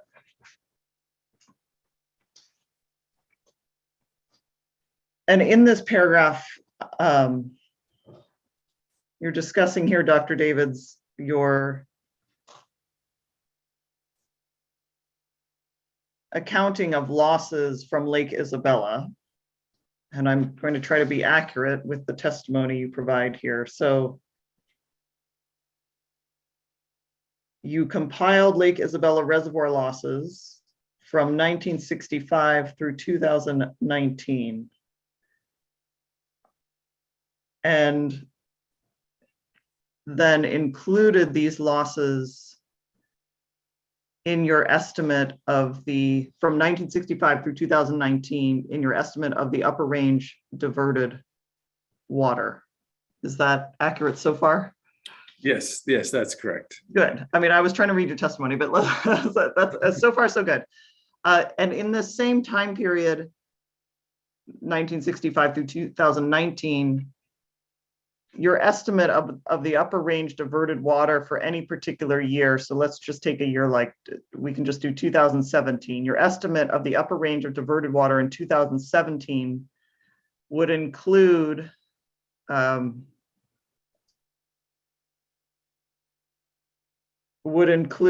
amount for losses from Lake Isabella from evaporation, but does not include water that was stored in Lake Isabella and used in a subsequent year.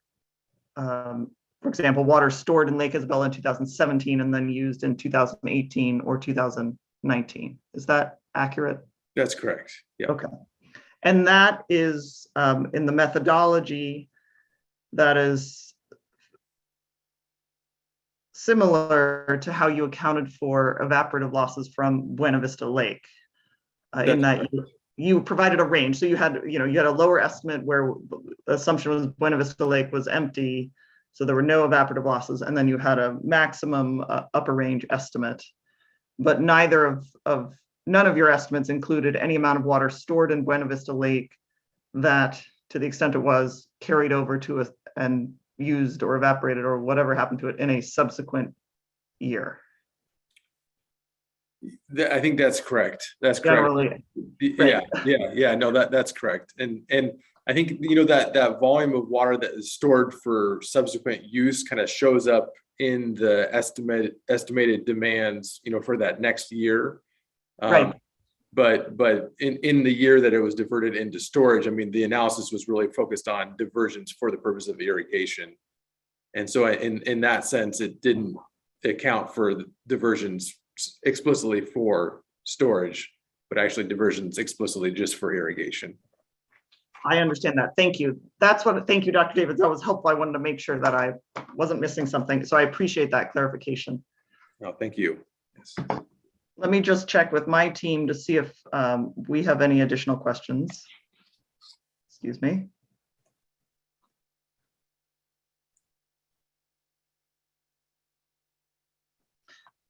And then I think with that, I'll look back. I know we're about due for a break, so I will look to you, Mr. Bivens. Do you have a redirect for Dr. Davids? I suspect I'll have a very short redirect, but I'd like a 10-minute break if I could to confirm that. Okay, let's do that. Let's go ahead and take a 10-minute break. When we return, we can finish with redirect. So let's return at 3:05, and then let's just be prepared to move on. We'll see if you have redirect for Dr. Davids, and then just be prepared to move on to Ms. Boissevain shortly after that. Thank you. All right. See everyone at 3:05.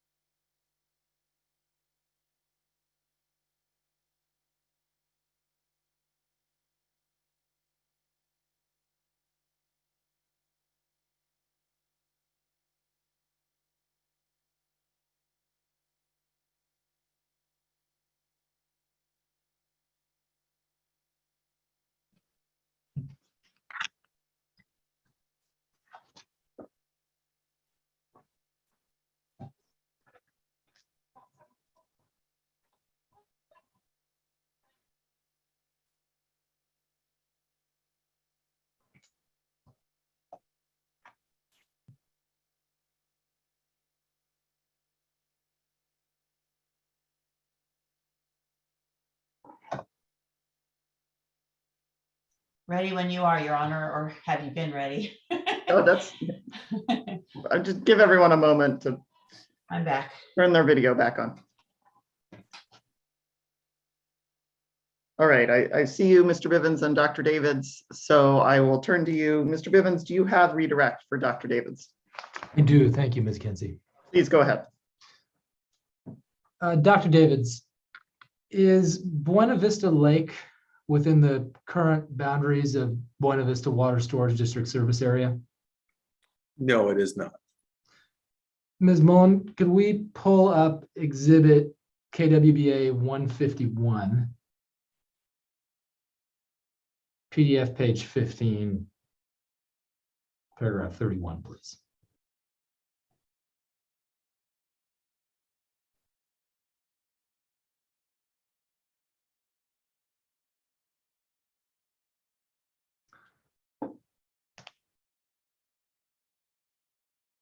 Dr. Davids, how many documents did you rely on to identify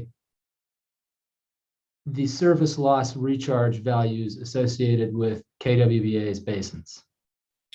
2 different documents. And one of those was exhibit KWBA 334, right? That's correct. And that's one that we looked at with Mr. Becerra earlier.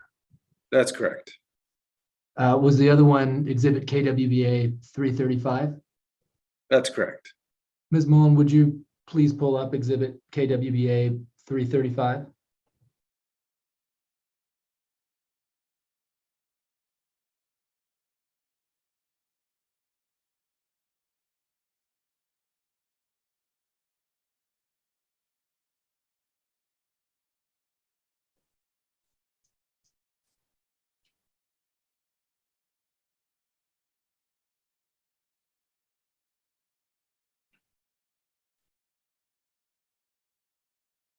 And Ms. Mullen, could we scroll down to PDF page 7, please? Scroll down to subparagraph 10, please. Perfect. Thank you.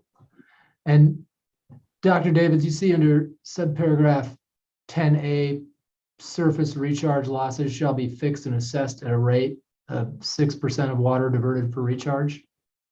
I do, yes. Is that where the 6% surface recharge loss number in paragraph 31 of your written testimony comes from? That's correct. And actually, Ms. Mullen, could we scroll up to the first page of this exhibit?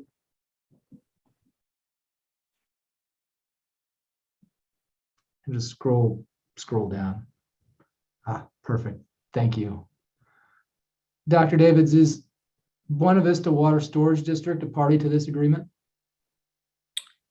Yes, they are. It looks to be on the 4th from the last line of the first paragraph.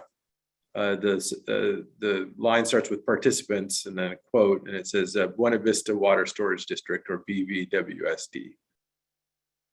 Thank you. I have no further questions, Ms. Kinsey. Thank you, Mr. Bivens. With that, I think we've concluded hearing from Dr. Davids. So thank you, Dr. Davids, for joining us again today. Yes. Kinsey, I have some brief recross. Recross. I'm sorry, I've skipped that, and it's because my script cuts off the recross and goes on the next page. So I apologize for that. Mr. Becerra, you do get a chance for recross. That was not my intent, and I will now check this box saying we're giving you that chance. Sounds like you have a few questions. Please go ahead. A few. Ms. Mullen, can we please pull back up exhibit KWBA 335?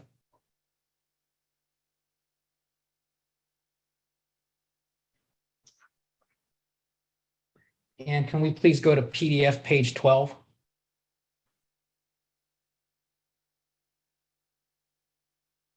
Dr. Davids, do you see paragraph 4? I do, yes. Do you see that paragraph 4 allows for modifications in project operations based on evaluations of certain data? I'd like to take a moment to read this if possible.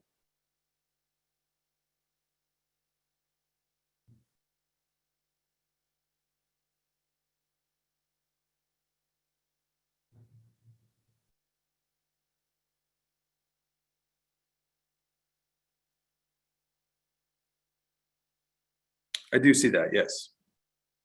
You see that it says that recommendations may be based on evaluation of data that excessive withdrawal is occurring or is likely to occur.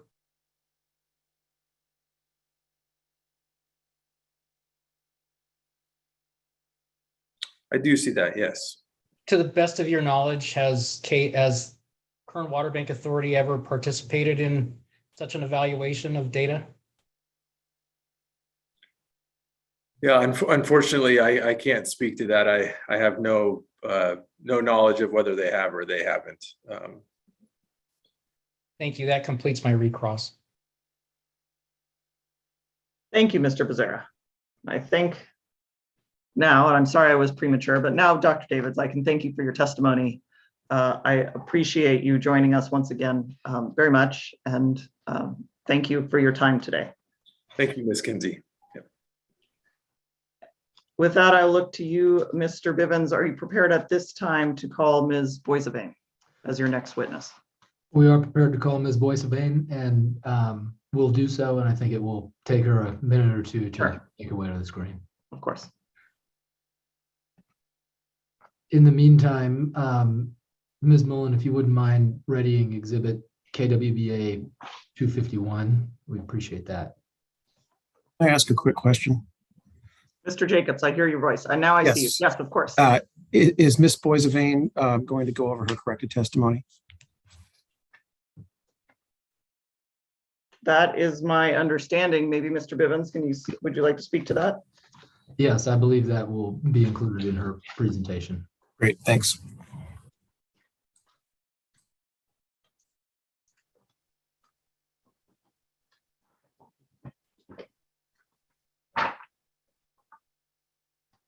And just to be clear, to the extent that it's not included in her presentation, it's in the record, and I would assume she would be cross-examined on that.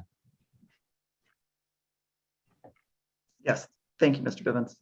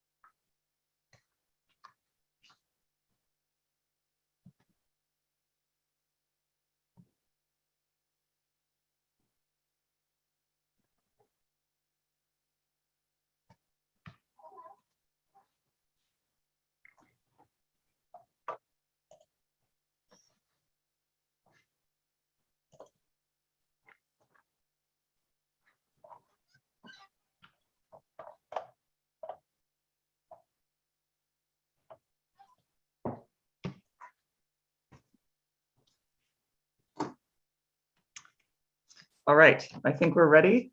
Ms. Boisavane, if you would please go off mute. Good afternoon. Thanks for joining us. Thank you. And will you please raise your right hand? Ms. Boisavane, do you swear or affirm under the penalty of perjury that the testimony you will give in this hearing will be the truth, the whole truth, and nothing but the truth? I do. Thank you very much. Mr. Bivens, you may proceed with your witness. Ms. Boisavane, is exhibit KWBA 249 a true and correct copy of your written rebuttal testimony? Yes, it is. And did you submit corrections to your testimony labeled as exhibits KWBA 252 and 253? Yes, I did. Okay. Ms. Boisavane, would you please summarize your written rebuttal testimony for the hearing officer? Yes, thank you. And I think Ms. Mullen has KWBA 251 ready to go for you. There it is. Thank you. Next slide, please. This is an outline of my presentation. I'm going to present a summary of the testimony rebutting the testimony of Dr. Daniel Howes. And then I'll go over each of the points that I discuss in my summary in more detail. Next slide, please. As I mentioned, my rebuttal is of Dr. Howes' testimony and his associated technical memorandum on Buena Vista Water Storage District's appropriation of Kern River water under the second point right. His analysis of second point diversions fails to show that Kern River water is unavailable for appropriation. His concept of the zone of influence is without basis and expands upon the absorption of beneficial use concept that was included in the 1964 hearings that led to decision 1196. His estimates of recharge loss in the flood channel overstate the historical estimates. His calculations in some years for Lake Isabella storage double count diversions. And finally, his diversions above second point include quantities that are not documented in the water master reports. Next slide, please. In Dr. House's analysis of second point beneficial use, he accounts for the operation of Lake Isabella and historical flows to the intertie. Methodology that's consistent with the way that Mr. Daniel Easton accounted for intertie flows, as well as being consistent with the Kern Water Bank Authority supplemental water availability analysis. Mr. Easton, in his 2009 FAS hearing, described the intertie flows as quote unquote undistributed releases and defined these as flows that were not diverted or used by any first point, second point, or lower river diverters. And this was in part the basis for the determination of unappropriated water in the State Water Board Water Rights Order 2010-10. Dr. House's analysis has an accounting of intertie flows that's also consistent with the Kern Water Bank Authority supplemental water availability analysis. He accounts for Lake Isabella operations, and he documents historical intertie flows. He fails to show that Kern River water is unavailable for appropriation. Next slide, please. This just provides a little bit of context to compare Dr. House's total diversions with the actual water diverted for irrigation purposes. Dr. House estimates total diversions ranging from 315,400 acre feet up to over 573,000 acre feet. For these same years, the actual Buena Vista irrigation deliveries ranged from 91,500 acre feet in 2017 to 204,400 acre feet in 1969. Next slide, please.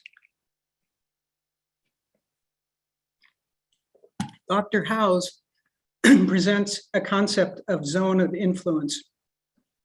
This builds upon the absorption for beneficial use concept that was presented in the 1964 hearings.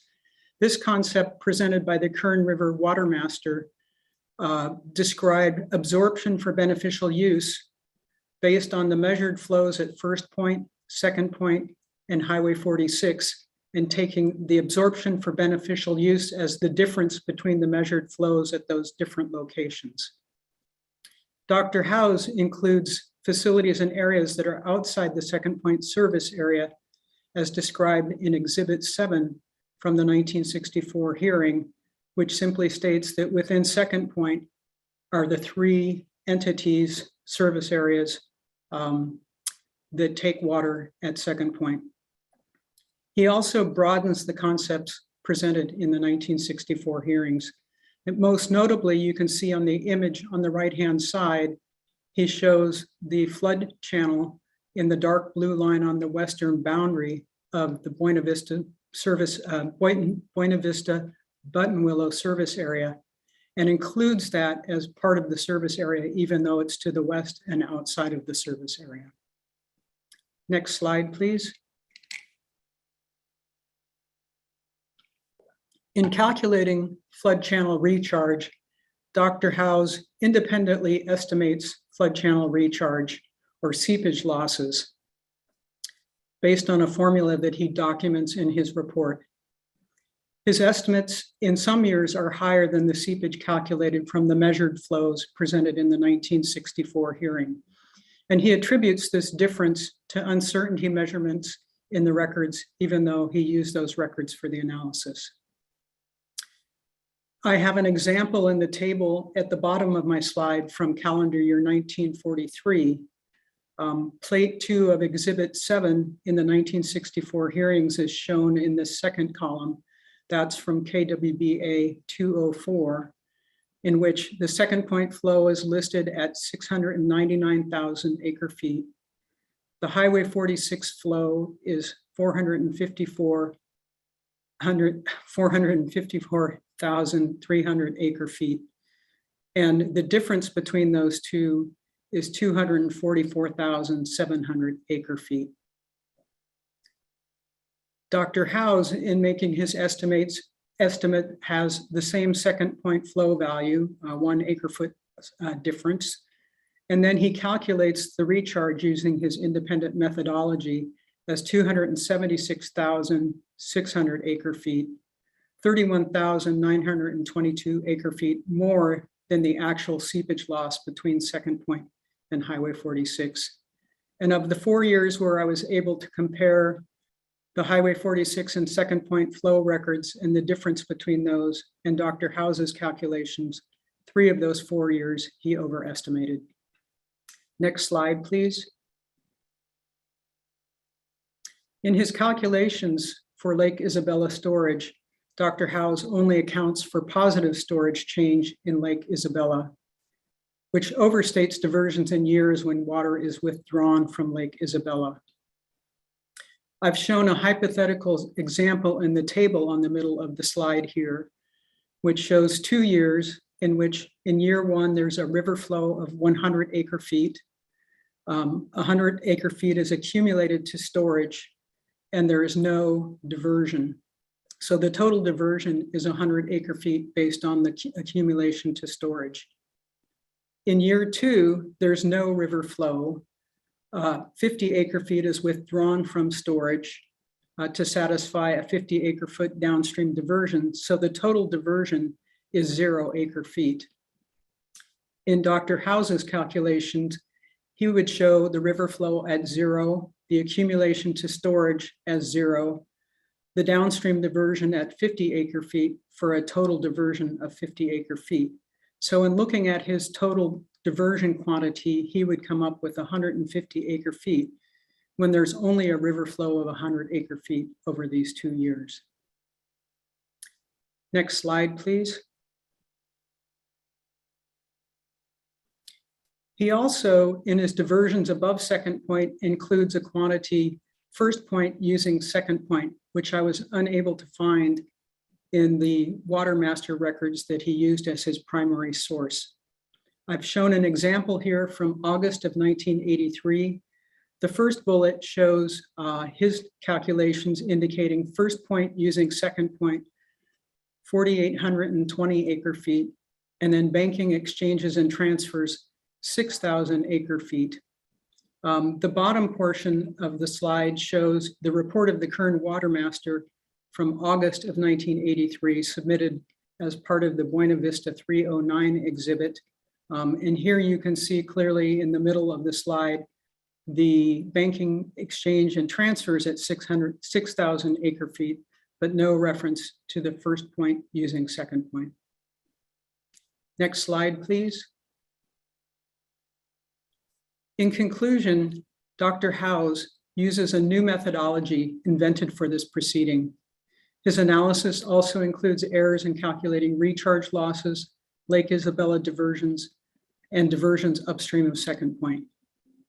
As a result, his methodology and results are not credible. That concludes my presentation.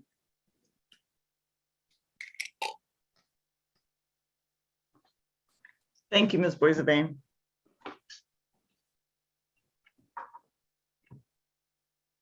I will turn to you, Mr. Becerra. Do you have questions for Ms. Boissevain? I will, but Mr. Jacobs and I have talked, and Mr. Jacobs would like to go first. If that's okay. That is fine with me. I will turn things over to you, Mr. Jacobs. Thank you. And my questions again are about the corrections to the case in chief testimony, which I didn't hear about there, but I am prepared to ask my questions anyways. Thank That's you. okay? Please go ahead. Okay. Yes. Good afternoon, Ms. Boissevain. Good afternoon. You submitted some corrected testimony, correct? Yes, that's correct. And that corrected testimony indicates that a data point was left off in your supplemental water availability analysis the year of 1986. Is that correct? Well, it was not documented in the supplemental water availability analysis, and it was actually used in my regression equation. Okay. Ms. Mullen, could you please pull up KWBA Exhibit 208?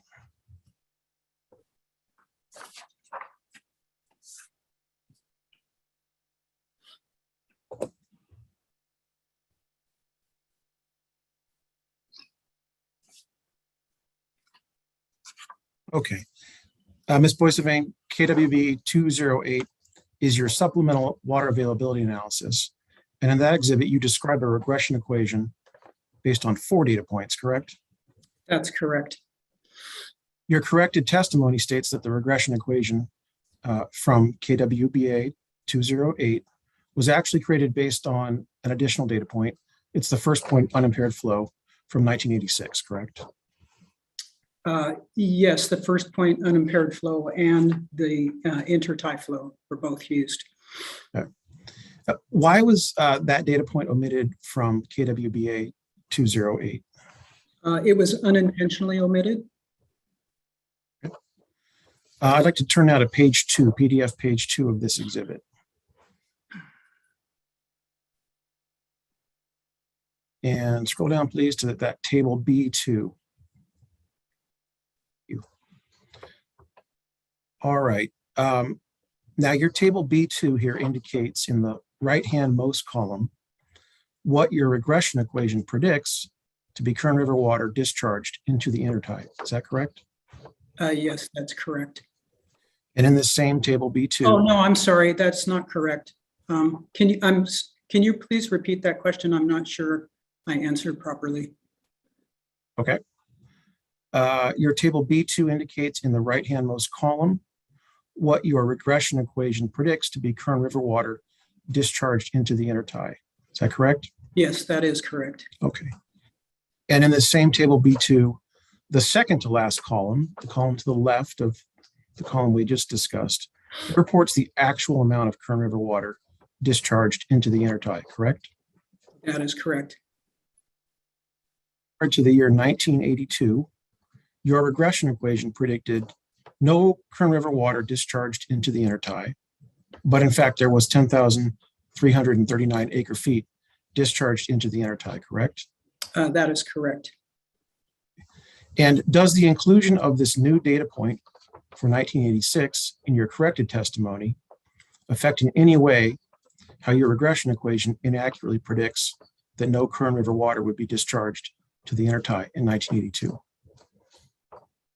I'm sorry, can you please repeat that question? Sure.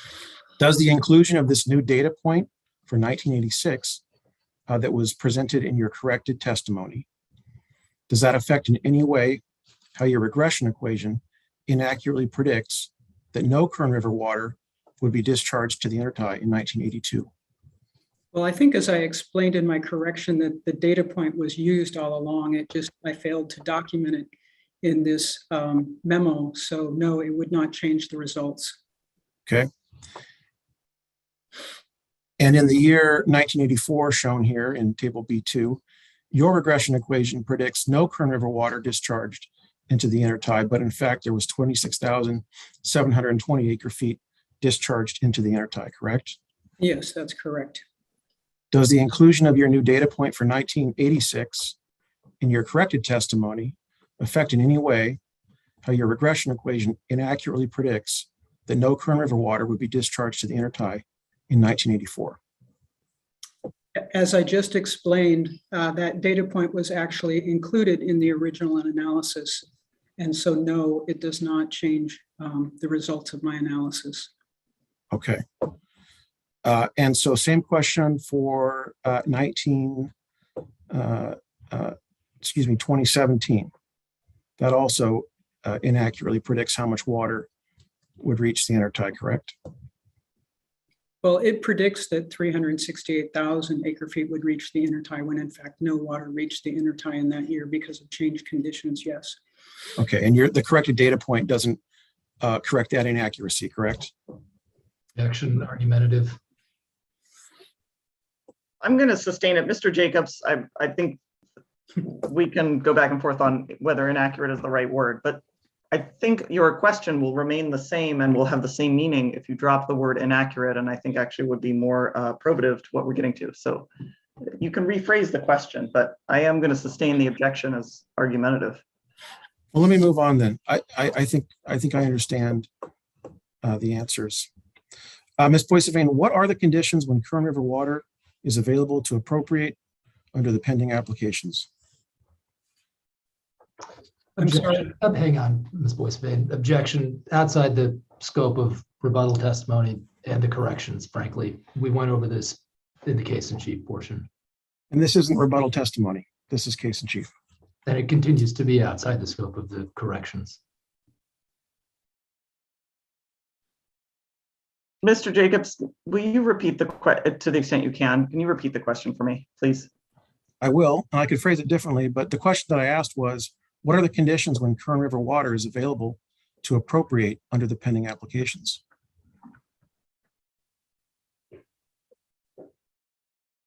And I will allow that, but it does get into, I think, questions that were covered in case in chief, but if in anticipation that you may be tying this back to the corrections here, I'll allow this line to go forward. So please, Ms. Boissevain, if you recall the question, you may answer. Can you please repeat the question? Sure. What are the conditions when Kern River water is available to appropriate under the pending applications?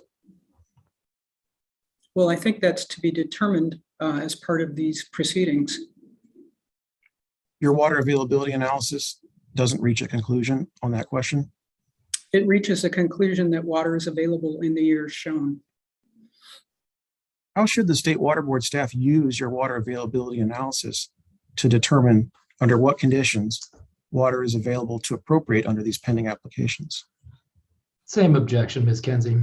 I think that I'll sustain that. Mr. Jacobs, if we move on to something else, this was covered during the case in chief, and I don't see a connection to the correction in the use of data that Ms. Boissevain made. So please. No further questions. Thank you. Thank you, Mr. Jacobs. With that, I will turn to you, Mr. Becerra. I understand you have questions for Ms. Boissevain, and you may proceed. Thank you very much. Ms. Mullen, can we please pull up Ms. Boissevain's PowerPoint exhibit KWBA 251 and go to slide 6?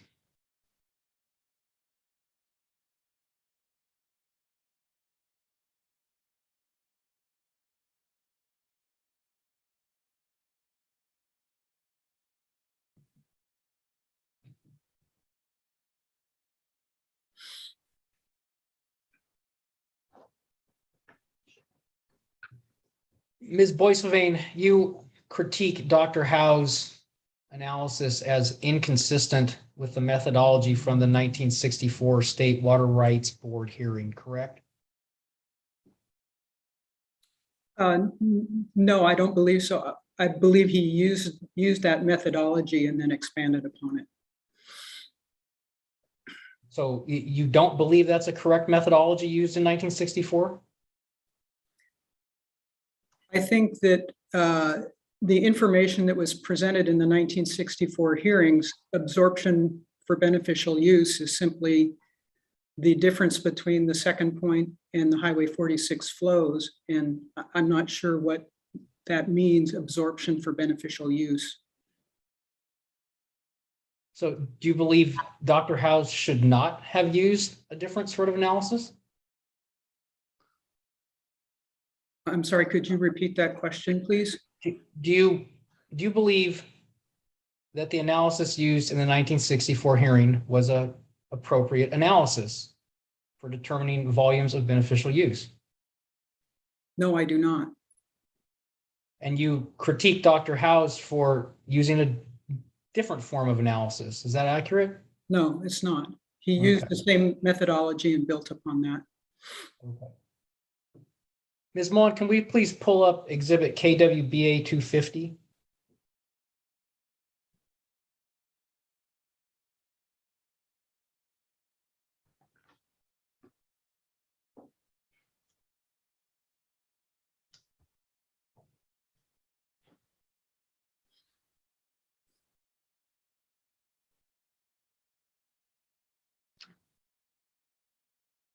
You reference Buena Vista 503C in this document, correct? In the title, yes, That document is Dr. Howe's technical memorandum. Is that accurate? yes, On page 1 of KWBA 250, do you see the years 1938 through 1952? yes, Do you understand that Buena Vista Lake Reservoir was a functioning storage reservoir at the time? yes, In your calculations here shown for those years, you include no accumulation of storage in Buena Vista Lake Reservoir in your calculations, correct? this calculation, this table is simply comparing the overall diversions that Dr. Howe's calculated with the actual irrigation deliveries within the Buena Vista Water Storage District service area. So this is just showing the ultimate use, the irrigation deliveries that occurred in those years. So your column that states irrigation deliveries includes no accumulation of water in Buena Vista Lake storage. That's correct. Can we please pull up Dr. Howe's exhibit Buena Vista 50C3? I'm sorry, 503C. Thank you. I almost got into the tax code there.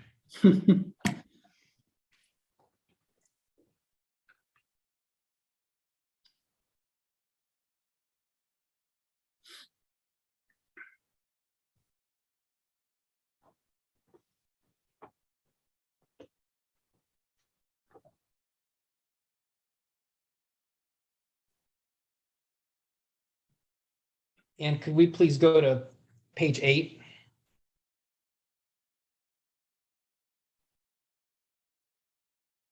And Ms. Boissevain, you reviewed Dr. Howe's exhibit Buena Vista 503C, correct?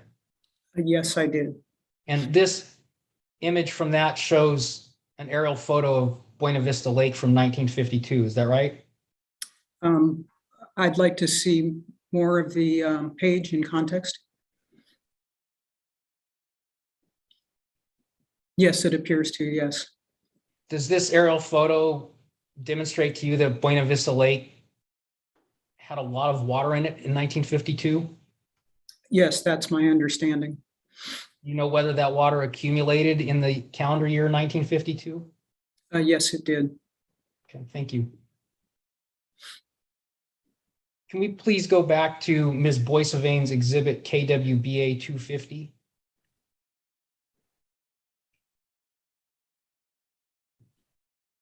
And Ms. Boissevain, your column that includes the irrigation deliveries, those numbers include no accumulation of storage in Lake Isabella, correct?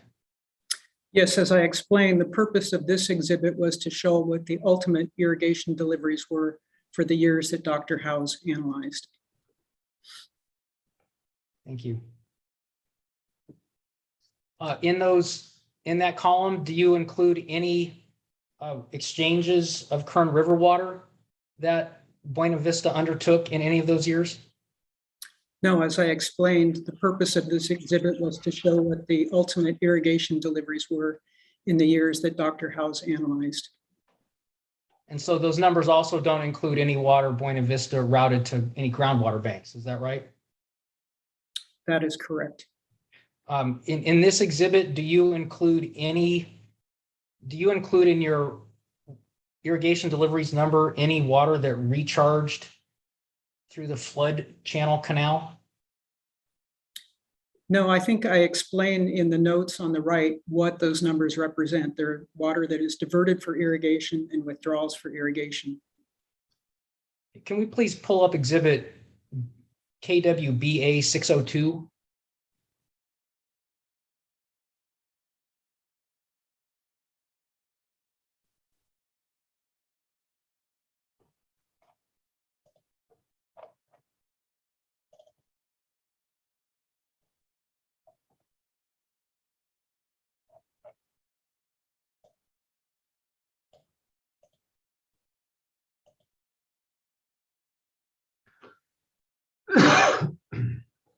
Ms. Boissevain, are you aware that Nick Torres has submitted this exhibit with his testimony?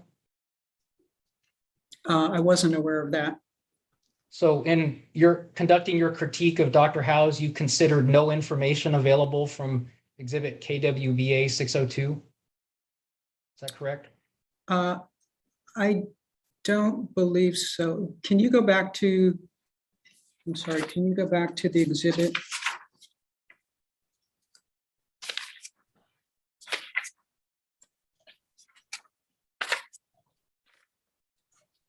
Now, I apologize, I'm having a timeline issue because I do recall that this was submitted and I may have used it for some of the years that were presented. I didn't have it available to me when I prepared my direct testimony, but I believe I did use it for preparation of exhibit, what was that, 500 that we were just displaying?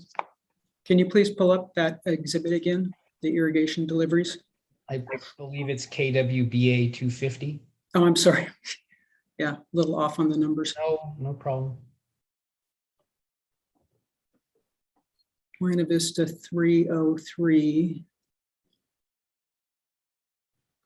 No, can you scroll down, please?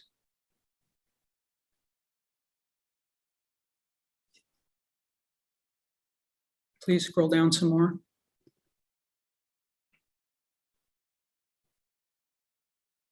No, these are all records that I had in my original direct testimony.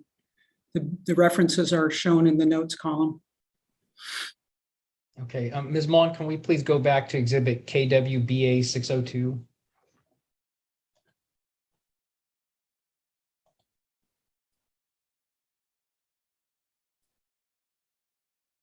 So Ms. Boissevain, did you consider any information from this exhibit in preparing your critique of Dr. Howe's analysis?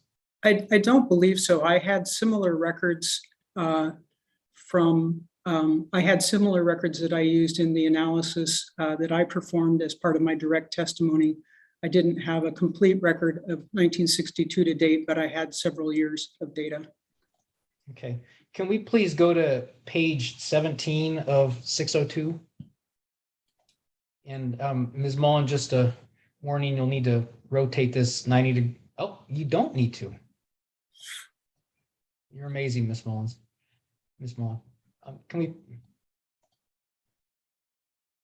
So Ms. Boissevain, do you see the middle column KVWSD spreading? I'm sorry, is that BVWSD spreading? KVWSD spreading. Yes, I see that.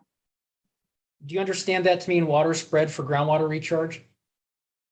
That's my understanding, yes.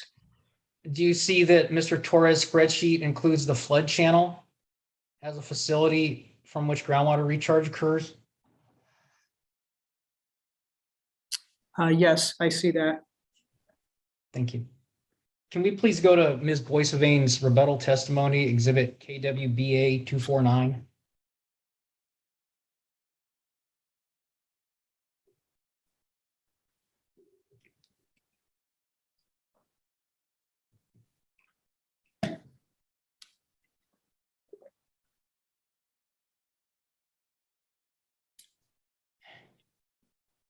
And specifically, I believe PDF page 6.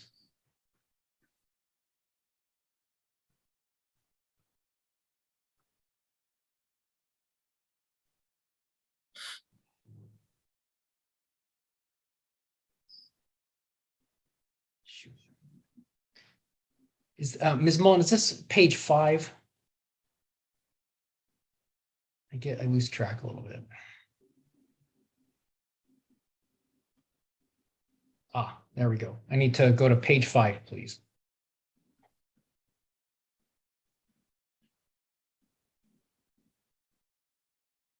And if I could please see lines 12 through 14.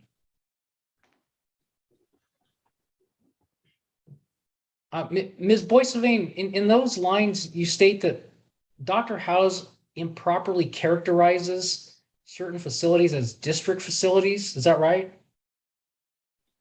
Yes, And is the basis for your conclusion that those facilities are located outside of Buena Vista's service area? yes. And this is You're- specifically referring to the flood control channel. So is this testimony limited to the flood control channel? I think it primarily covers the flood control channel, yes. So when you are saying Dr. House improperly characterized certain facilities as district facilities, you only mean the flood control, the flood channel canal. Is that right? Yes, I think his image shows other areas that aren't part of the service area as well. I don't know that those influence his calculations of water use. Okay, thank you. So for instance, Lake Isabella is outside of Buena Vista's service area, correct? Yes, And are you aware Buena Vista has the right to store water in Lake Isabella? Is that accurate? yes. Again, this was referring to areas within the Second Point service area that I was making this statement. So yes, I recognize that that Buena Vista Water Storage District has a contract to store water in Lake Isabella. And I apologize if I'm asking this again, but on lines 12 through 14, your opinion there applies only to the flood channel canal. Is that right? Yes, Okay, thank you.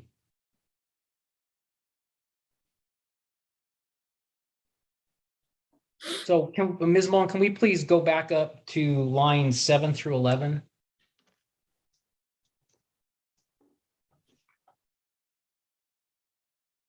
And Ms. Boissevin, on those lines, you identify a number of different facilities, correct?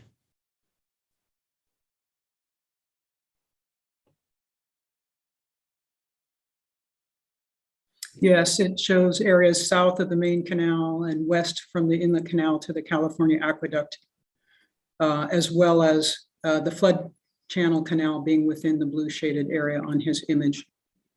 And the only one of those facilities with which you take issue with Dr. House is the flood channel canal. Is that right? Correct. Okay, thank you.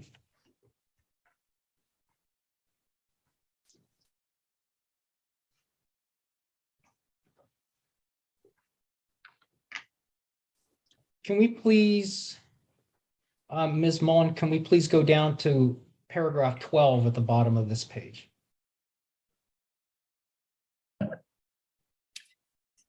And Ms. Boissevin, in this paragraph, you critique Dr. Howe's calculation of groundwater recharge from the flood channel canal. Is that right? Yes, In your case in chief testimony, you treated all water flowing into that canal as a loss to the system. Is that accurate? that's accurate. Okay. So you have never analyzed the extent to which water percolates from that canal into Buena Vista. Is that correct? That's correct. Okay.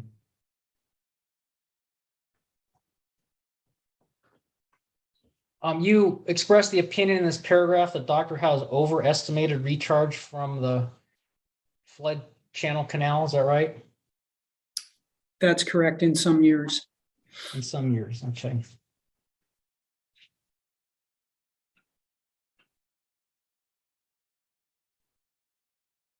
And is your opinion that Dr. Howe's incorrectly calculated that because his recharge numbers from that facility exceed the difference in flows between Second Point and Wasco Road?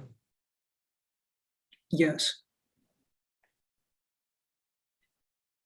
Is it your opinion that subtracting Wasco Road flows from Second Point flows is the only way to calculate recharge from that facility?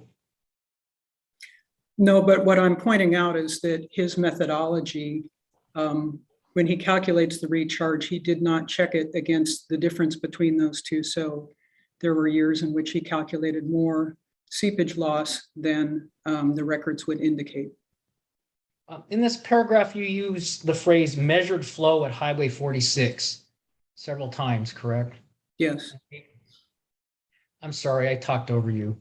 Just for the record, in this paragraph, you use the phrase measured flow at Highway 46 a number of times, correct? That's correct.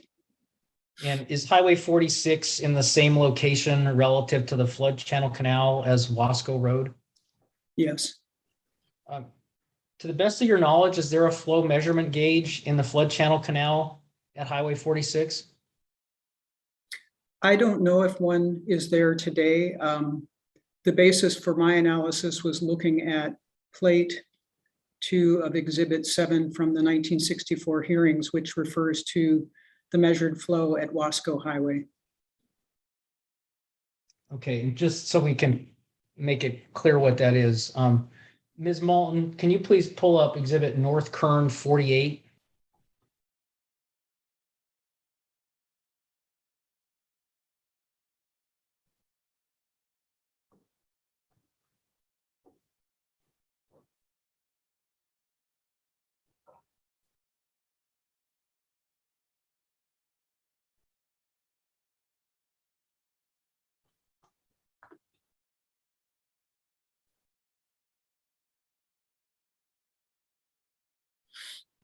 And Ms. Boissevain, do you recognize this document as Exhibit 7 from the 1964 hearing? Yes, I do. And Ms. Mullen, can you please go to PDF page 7?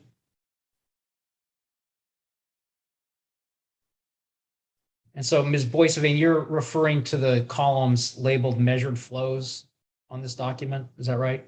Yes, I am. Okay.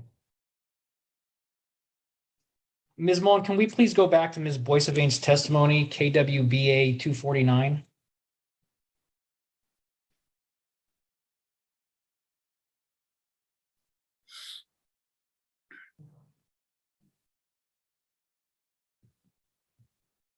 And can we please scroll down to the next page, please? So, Ms. Boissevain, in this paragraph, you critique Dr. House's analysis.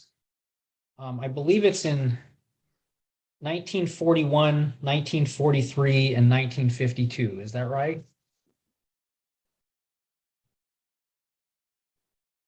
I think there were 4 years, 38, 41, 43, and 52. Okay, thank you for the clarification. And you particularly focus on 1943, is that right? No, I think I pulled that out in my presentation as an example. There were 3 years in which he overestimated the recharge. And that was the 1941, 1943, and 1952. Understood. On line 10, you cite Exhibit Buena Vista 303 PDF page 5 to support that critique, correct? I'm sorry. Do you want me to re-ask the question? Yes, please. Sure. On line 12, you cite Exhibit Buena Vista 303, PDF page 5 to support your critique of Dr. House. Is that right? Yes. And that particularly applies to the year 1943, correct? I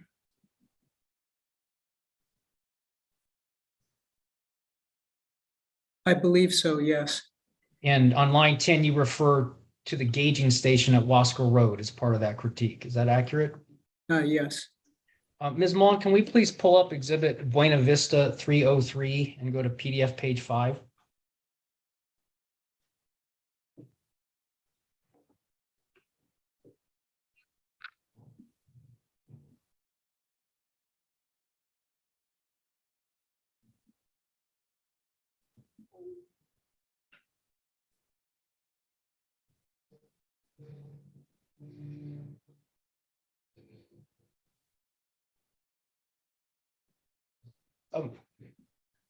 Ms. Boissevain, can you identify for us where this page identifies a gauging station at Wasco Highway?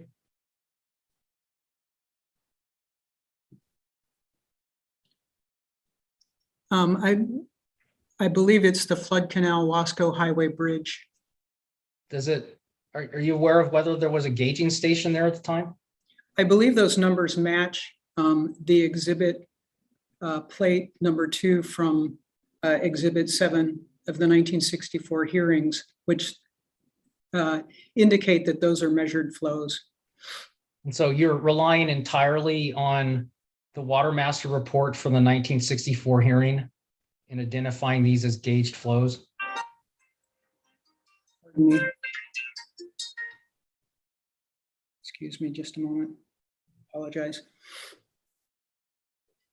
Yes, I took the plate 2 from exhibit 7 where it says measured flows to indicate that there would be a gauging station there. Okay, thank you. Is it your opinion that flows past Wasco Road in the flood channel canal generally should be lower than water flowing into the canal at the concrete weir? One would expect that, yes. And you critique Dr. Howe's analysis of 1943 on that basis, correct? Yes.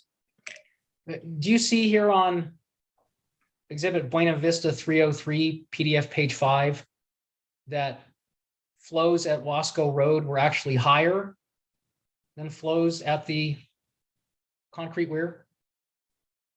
I do see that, yes. It's about 17,000 acre feet more water flowed past Wasco Road than over the concrete weir. Is that right? That appears so, yes. Do you know what the source of that additional 17,000 acre feet was in that year? No, I do not. Let's go back to Ms. Boissevain's rebuttal testimony, exhibit KWBA 249. I'm sorry, Ms. Kenzie, could I request a short break? Sure thing. It sounds like you need to breathe. Thank you. Let's take a 10-minute break. We'll return at 4:10. Thank you.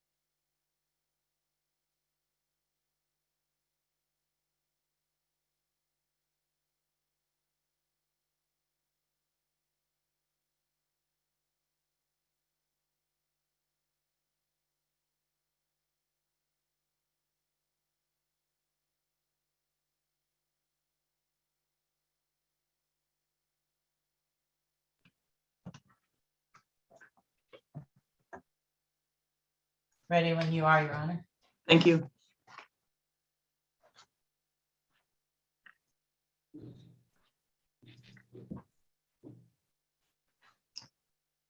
All right, let's get started again. I believe where we left off, Mr. Becerra, you still had a few remaining questions for Ms., or maybe more than a few, I don't know. You had some questions for Ms. Boissevain, so back to you. I do, thank you. Ms. Mullen, can we please pull up Ms. Boissevain's rebuttal testimony, exhibit KWBA 249? And go to paragraph 14, which I believe is on page 7.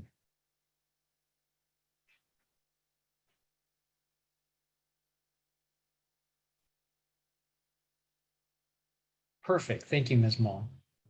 Ms. Boissevain, in this paragraph, you critique Dr. Howe's category of water use called first point using second point. Is that accurate?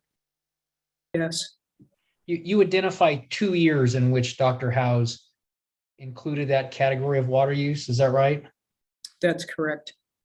Those years are 1983 and 1998. Is that right? I see that it's 1983. I don't recall the second year offhand. Okay. 1983 was the wettest year on record. Is that accurate? Yes, Okay. Can we please go to Dr. Howe's technical memorandum, Buena Vista 503C?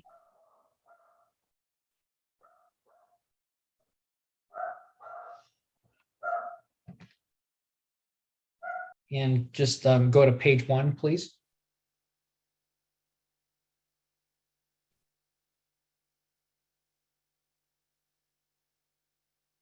And scroll down to table 1.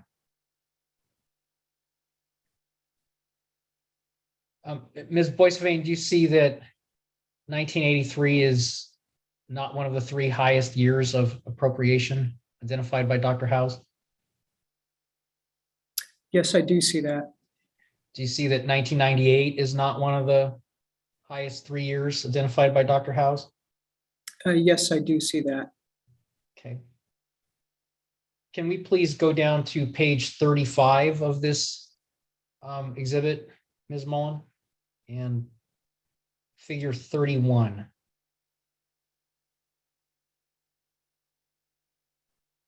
Ms. Boissevain, do you see that this is Dr. Howe's figure for his 1998 calculations? Yes, I do see that. Do you see that it contains a first point using second point line item? Yes, And so would you believe Dr. Howe should not have included that line item in his analysis? I was unable to find any documentation of what that represents. Do you see that that's 6,562 acre feet of water in 1998? Yes, I do. And was 1998 a wet year? I don't Let me recall. Let me rephrase that. Did the intertie run in 1998? Yes, it did. Is that 65,000 or let me go back. Do you see that Dr. Howe's total calculation of appropriations is about 345,000 acre feet for 1998? Yes, Is his first point using second point number of 6,562 acre feet about 2% of that total appropriation? yes.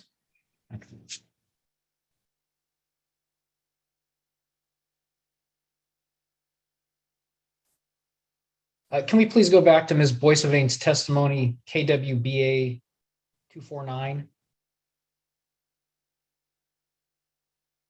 And yes, thank you. Back to paragraph 14.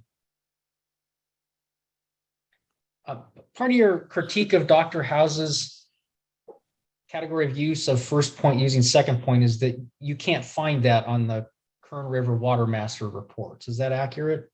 Yes, he indicated that was his primary source for the numbers, and I was unable to verify where he got that information. And specifically on lines 24 to 25, you identify August 1983 as an example of that, correct? That's correct. Mhm. Ms. Mullen, can we please pull up exhibit Buena Vista 815?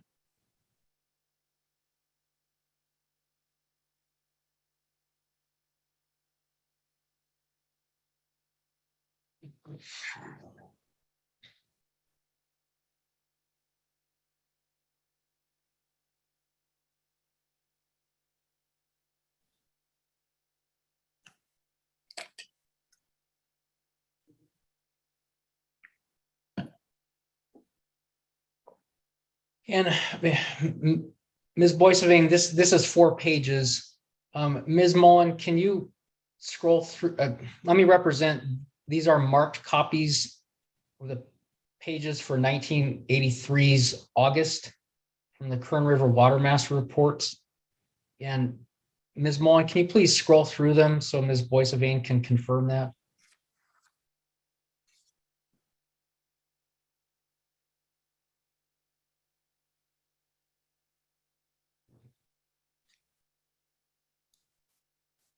So Ms. Boissevain, in preparing your critique of Dr. House's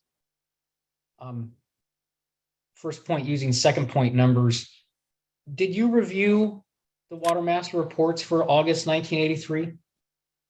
Yes, I believe. I'd have to take a look. Can you go back to my testimony, please, on that? Sure. Ms. Mullen, it's KWBA 249.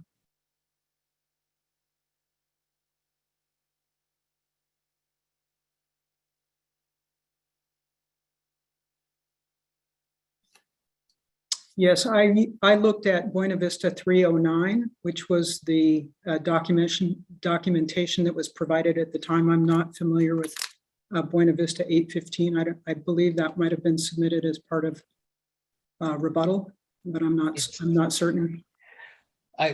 It's a cross-examination exhibit I prepared as an excerpt. Would you prefer to use Buena Vista 309? That was the document that I used, yes.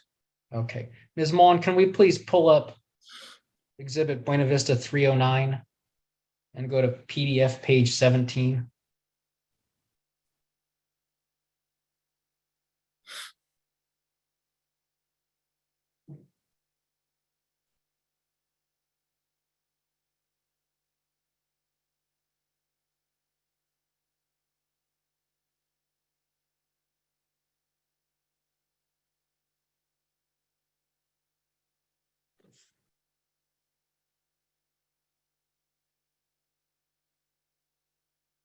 Ms.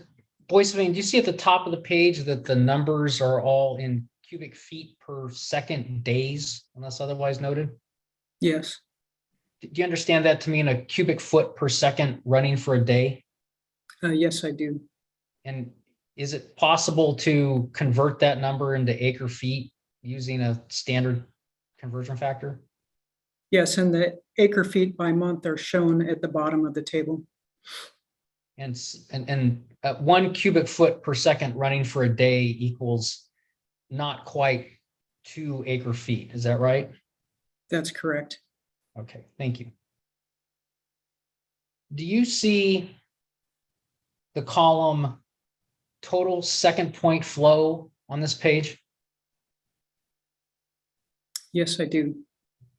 And do you see for August 17th, there is a value of 748 acre feet? I'm sorry, 748 cubic feet per second? Yes, I do. Okay. Ms. Mullen, can we please go to the next page in this exhibit? And Ms. Boissevain, do you see there's a set of columns here with the heading Buena Vista Water Storage District? Yes. Do you see for August 17th in that column, the figure is 2,034 cubic feet per second? Yes, I do. That number is quite a bit higher than the total second point flow of 748 cubic feet per second for August 17th, 1983. Is that right? Yes. So it's actually about 1,251 cubic feet per second higher than the actual second point flow. Is that right? That sounds about right.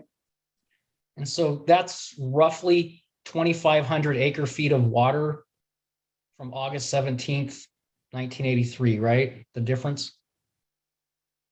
Roughly, yes. Okay. So those two numbers indicate that somewhere above Second Point, about 2,500 acre feet of what's identified as Buena Vista flow was diverted somewhere, right? Objection calls for speculation.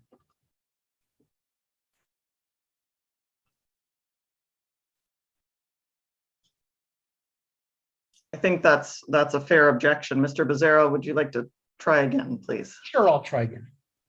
So we walked through that total Second Point flow on August 17th, 1983 was 748 CFS, correct?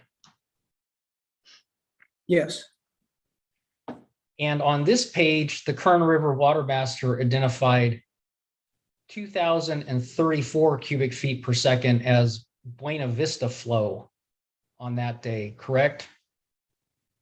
It's listed as flow at First Point, yes.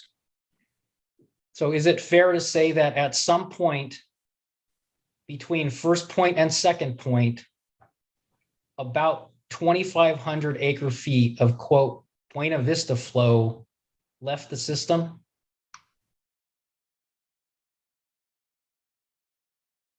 It's possible, yes. Did you analyze the 1983 Water Master report to identify whether there were any other instances where this phenomenon occurred? No, I did not. Okay, thank you. Ms. Mullen, can we please pull up exhibit KWBA 14?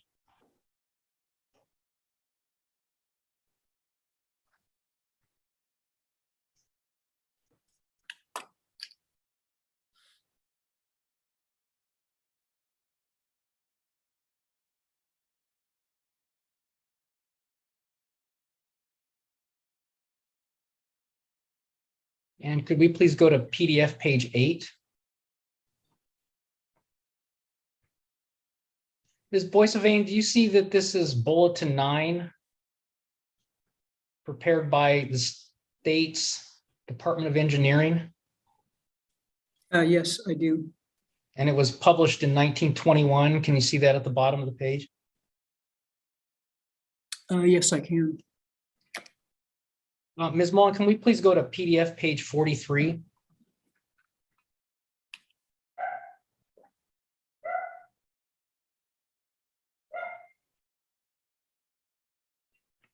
You see that this section of Bulletin 9 concerned present irrigation from Kern River? Yes. So that would be present as of 1921, is that right? I would presume so, yes. Ms. Mullen, can we please go to the next page? And Ms. Boissevain, do you see the first full paragraph that starts some modifications? Can you blow it up, please, Ms. Mullen?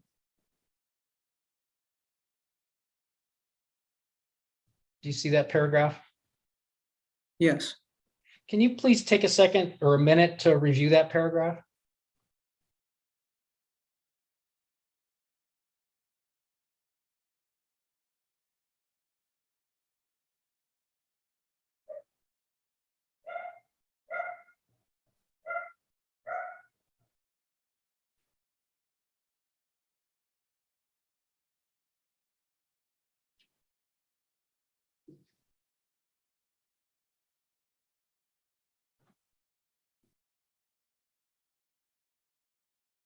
Okay. Is it fair to summarize that paragraph as describing how Second Point water would sometimes be used by First Point interests? Yes, it appears so. And given that this bulletin was published in 1921, is it fair to say that that sort of arrangement has occurred for a long time on the Kern River? Well, it occurred back then. Whether it continues to be, I don't know.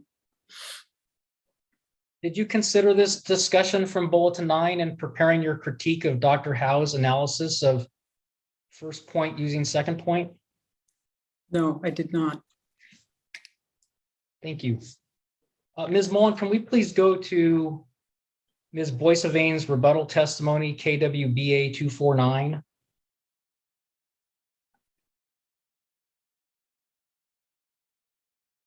And specifically paragraph 13, which begins on the preceding page.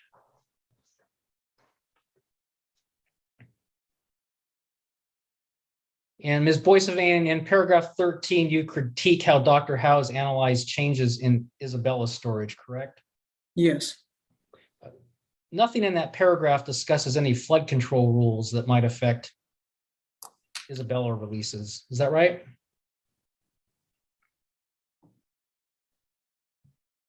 that's correct. Ms. Mullen, can we please pull up exhibit Buena Vista 326?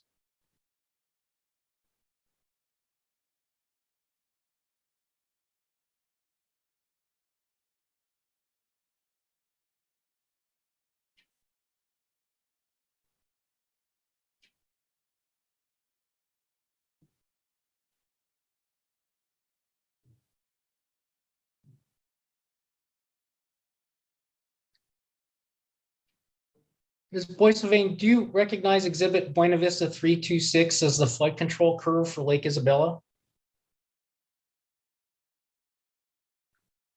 I see the title of the document is Restricted Conservation Pool Supplemental Water Control Diagram. Do you understand that a flood control rule curve can require that water from a reservoir be released? Yes, Do you understand that a flood control rule curve for a reservoir can preclude water from being stored when it's physically available? yes, Do you see on exhibit Buena Vista 326 that Isabella's rule curve limits storage from December of 1 year into the next calendar year? yes. Ms. Mullen, can we please go back to Ms. Boissevain's testimony, KWBA 249?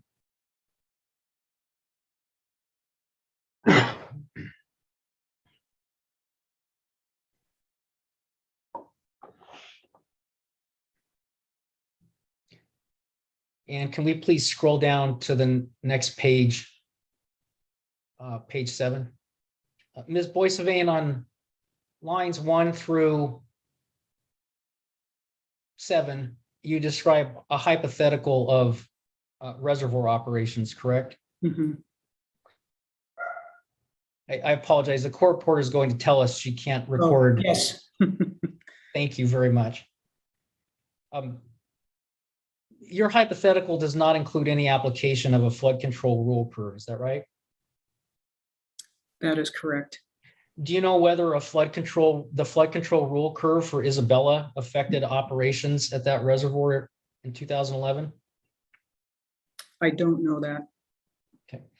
Can we please go to Dr. Howe's technical memorandum, Buena Vista 503C, please, Ms. Mullen?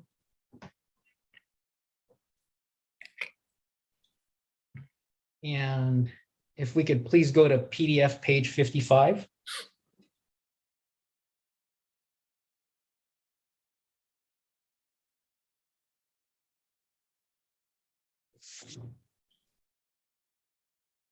And we'll have to rotate it, unfortunately.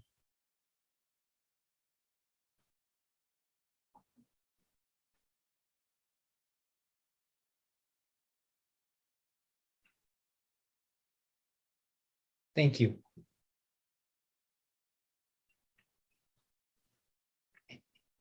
Thank you. Ms. Boissevain, do you see the columns headed Isabella storage on this page? Yes, I do. And this page is for Dr. Howe's analysis of the year 2011, correct?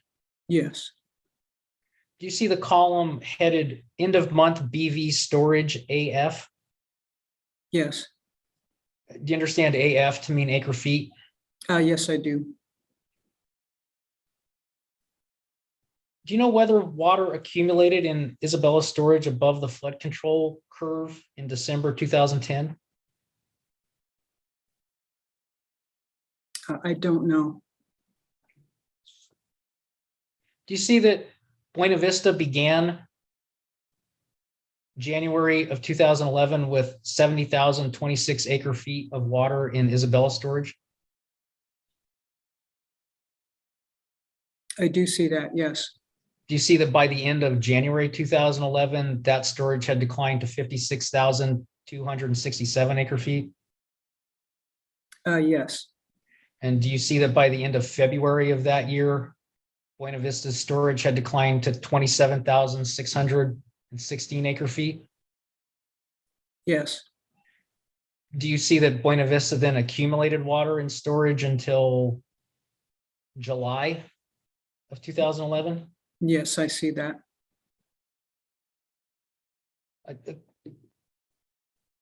Does it appear to you that between January 1st, 2011 and February 28th, 2011, Buena Vista had about 42,000 acre feet released from its storage?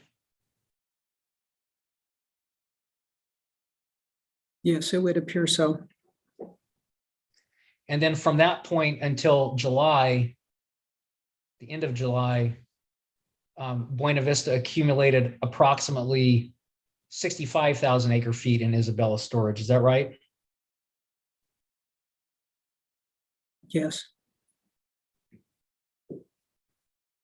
Can we please go back to Ms. Boissevain's rebuttal testimony, exhibit KWBA 249?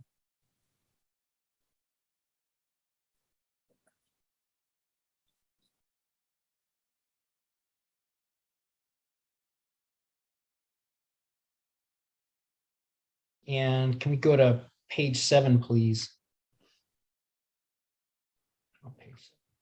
Actually, I need to go back up, Ms. Mullen, to lines 7 through 11.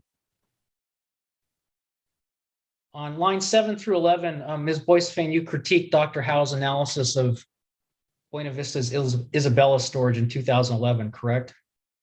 yes, Though you do not discuss the timing of Buena Vista's releases from Isabella in those lines, do you? no, I do not. And you do not discuss Buena Vista's accumulation of water between February 2011 and July 2011 in that discussion, correct? No, I looked at the year as a whole to indicate that there was a decline of 34,500 acre feet. Thank you very much. Ms. Kinsey, that completes my cross-examination of Ms. Boissevain. Thank you, Mr. Becerra.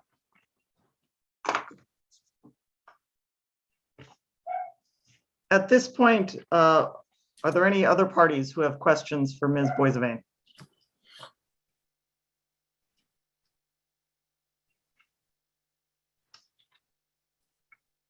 And at this point, I don't have any questions, so I will turn to you, Mr. Bivens. Do you have redirect for Ms. Boissevain?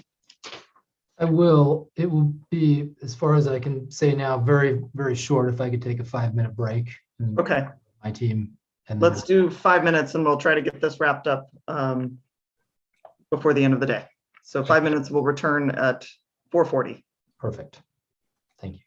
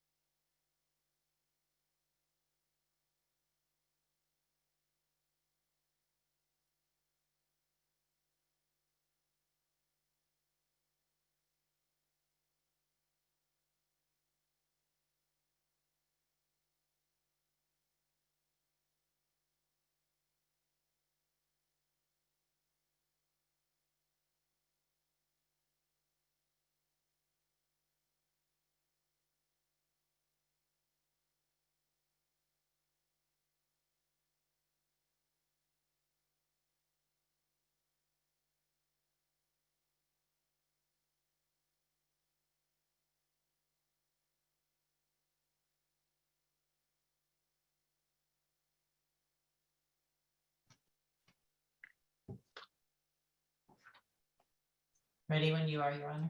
Thank you.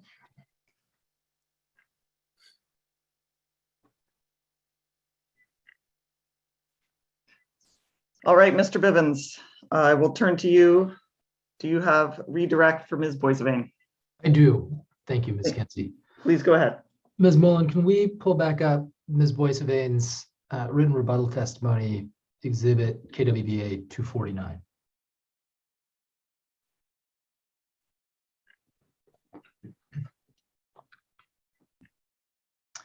And then, actually, let's go ahead and stay on this page.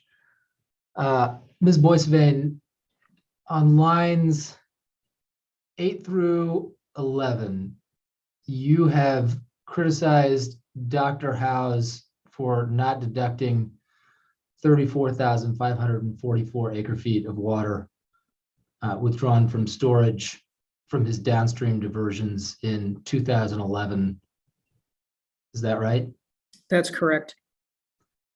And Mr. Becerra earlier asked you a few questions about Lake Isabella's flood control curve.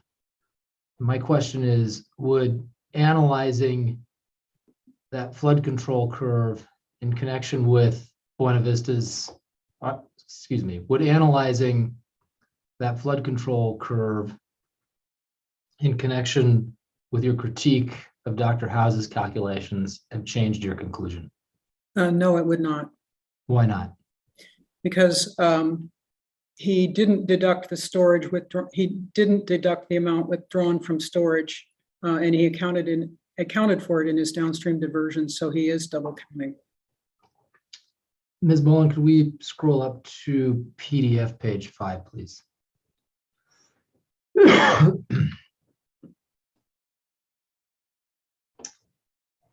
And let's see, I think we're in the right spot.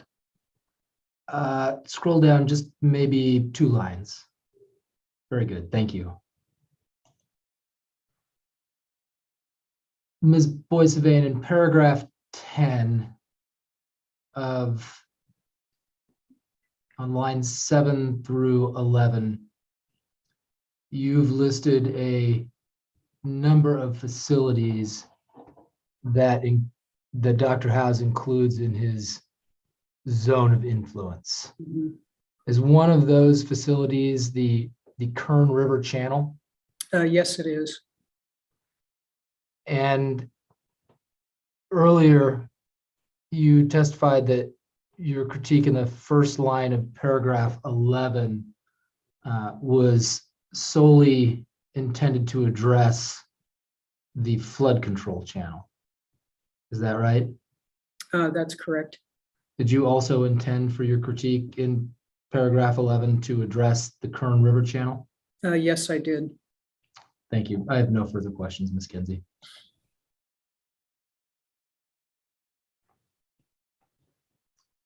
Thank you, Mr. Bivens. With that, I'll turn back to you, I guess I'll first turn to Mr. Jacobs. He also had questions. Mr. Jacobs, do you have any additional questions for Ms. Boissevain based on that redirect? Oh, thank you. Thank you. And then Mr. Becerra, do you have any additional questions for Ms. Boissevain? Do. Please go ahead.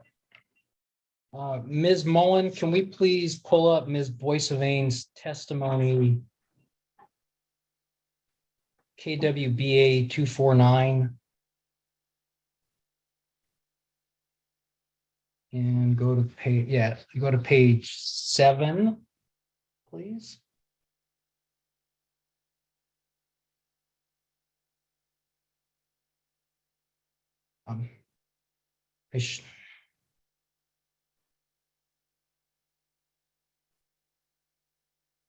And there you go. Ms. Boissevain, this is page 7 of your testimony on lines 8 through 11. Mhm. Do you see that your opinion is based on the fact that water accumulated to storage in prior years? Yes, And the Lake Isabella's flood control curve could affect how much water would have been carried over from prior years into 2011, correct? Well, I think I'm looking at 2011, and there was a 34,500 acre foot withdrawn from storage, but that wasn't counted in against the downstream diversion. So that would still be water that was accumulated in the prior year.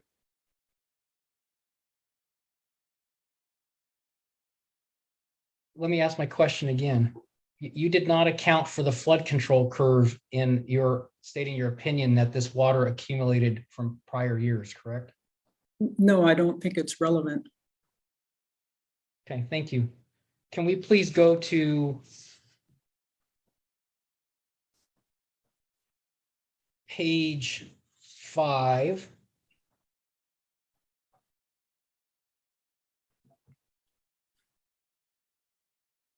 And go down to page or line 9. Ms. Boissevain, you do not consider the river channel to be, as identified here, to be a Buena Vista facility, correct? That's correct. Do you know whether Buena Vista controls the amount of water that flows in the river channel between Second Point and the outlet weir? I believe that Buena Vista makes diversions at various locations downstream of Second Point, some of which travel through the river channel to get there. So for instance, does Buena Vista route water to West Kern Water District as an exchange through the river channel downstream of Second Point? I don't know the answer to that. Okay. Can we please pull up exhibit KWBA 602?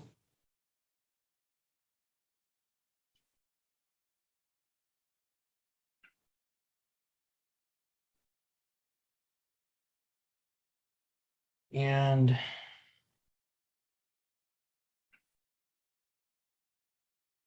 yes, thank you, Ms. Mullen. This is page 17 of 602. Ms. Mullen, can you go to the top of the screen? Thank you. Ms. Boissevain, do you see again the column headed BVWSD spreading? Yes, can you blow it up a little bit more, please?